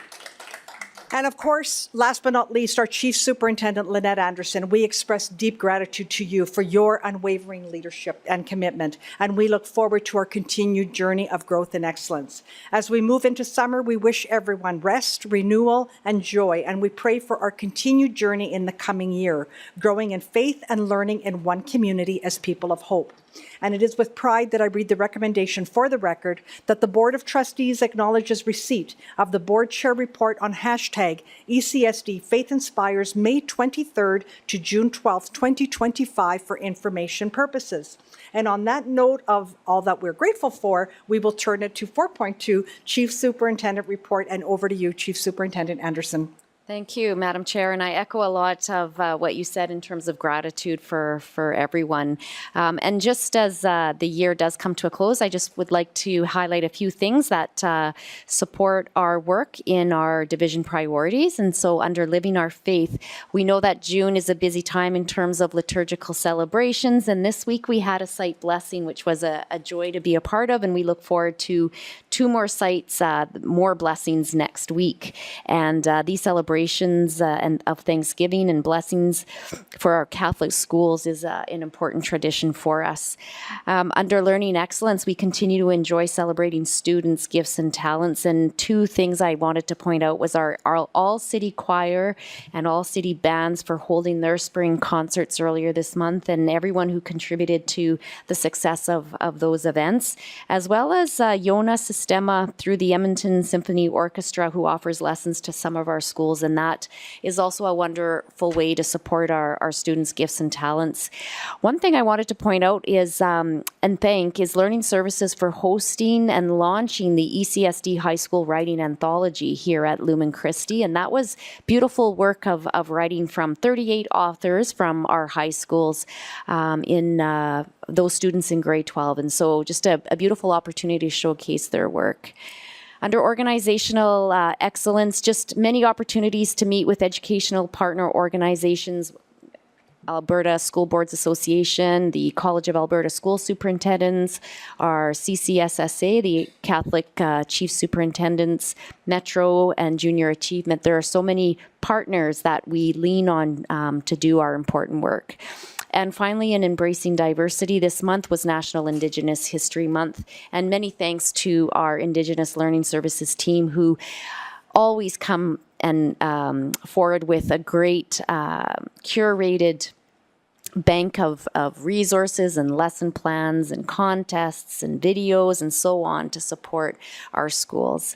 And we ended with a beautiful pipe ceremony at Ben Calf Robe Elementary Junior High School just last week as well.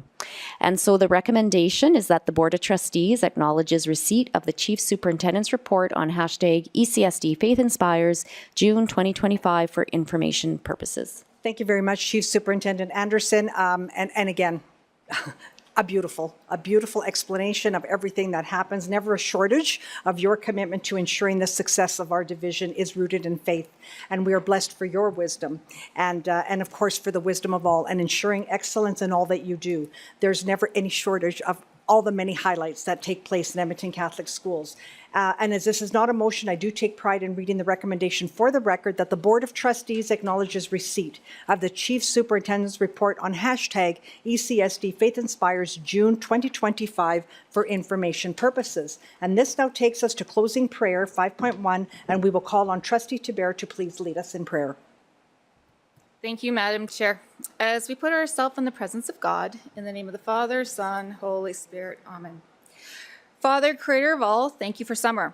Thank you for the warmth of the sun and even this room, and in the increase of daylight.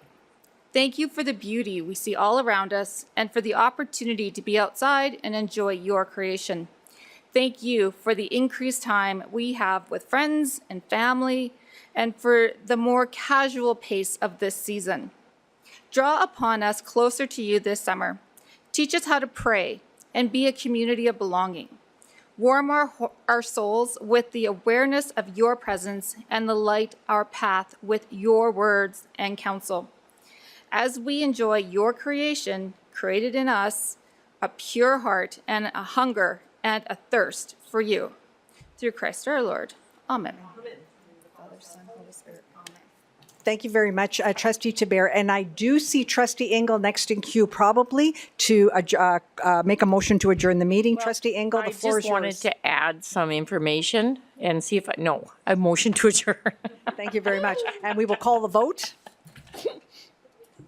I don't assume you wanted to speak to your motion. No. Okay, thank you.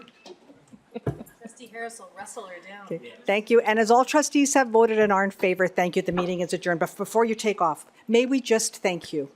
You to be here until, what time is it? 6:30 and indulge this board and share your support is truly amazing. It really is. To Father Paul, thank you for being here. To our IT team who just made it work, thank you very much. I know that you had a little bit of problems with the heat in here. And of course, to our board office, again, for always making sure that everyone's okay. And you know, the good news is you have the night off because there's no hockey game. Can't believe I actually said that. Anyway, good. Have a wonderful summer, everyone. Have a wonderful evening, and we'll see you soon.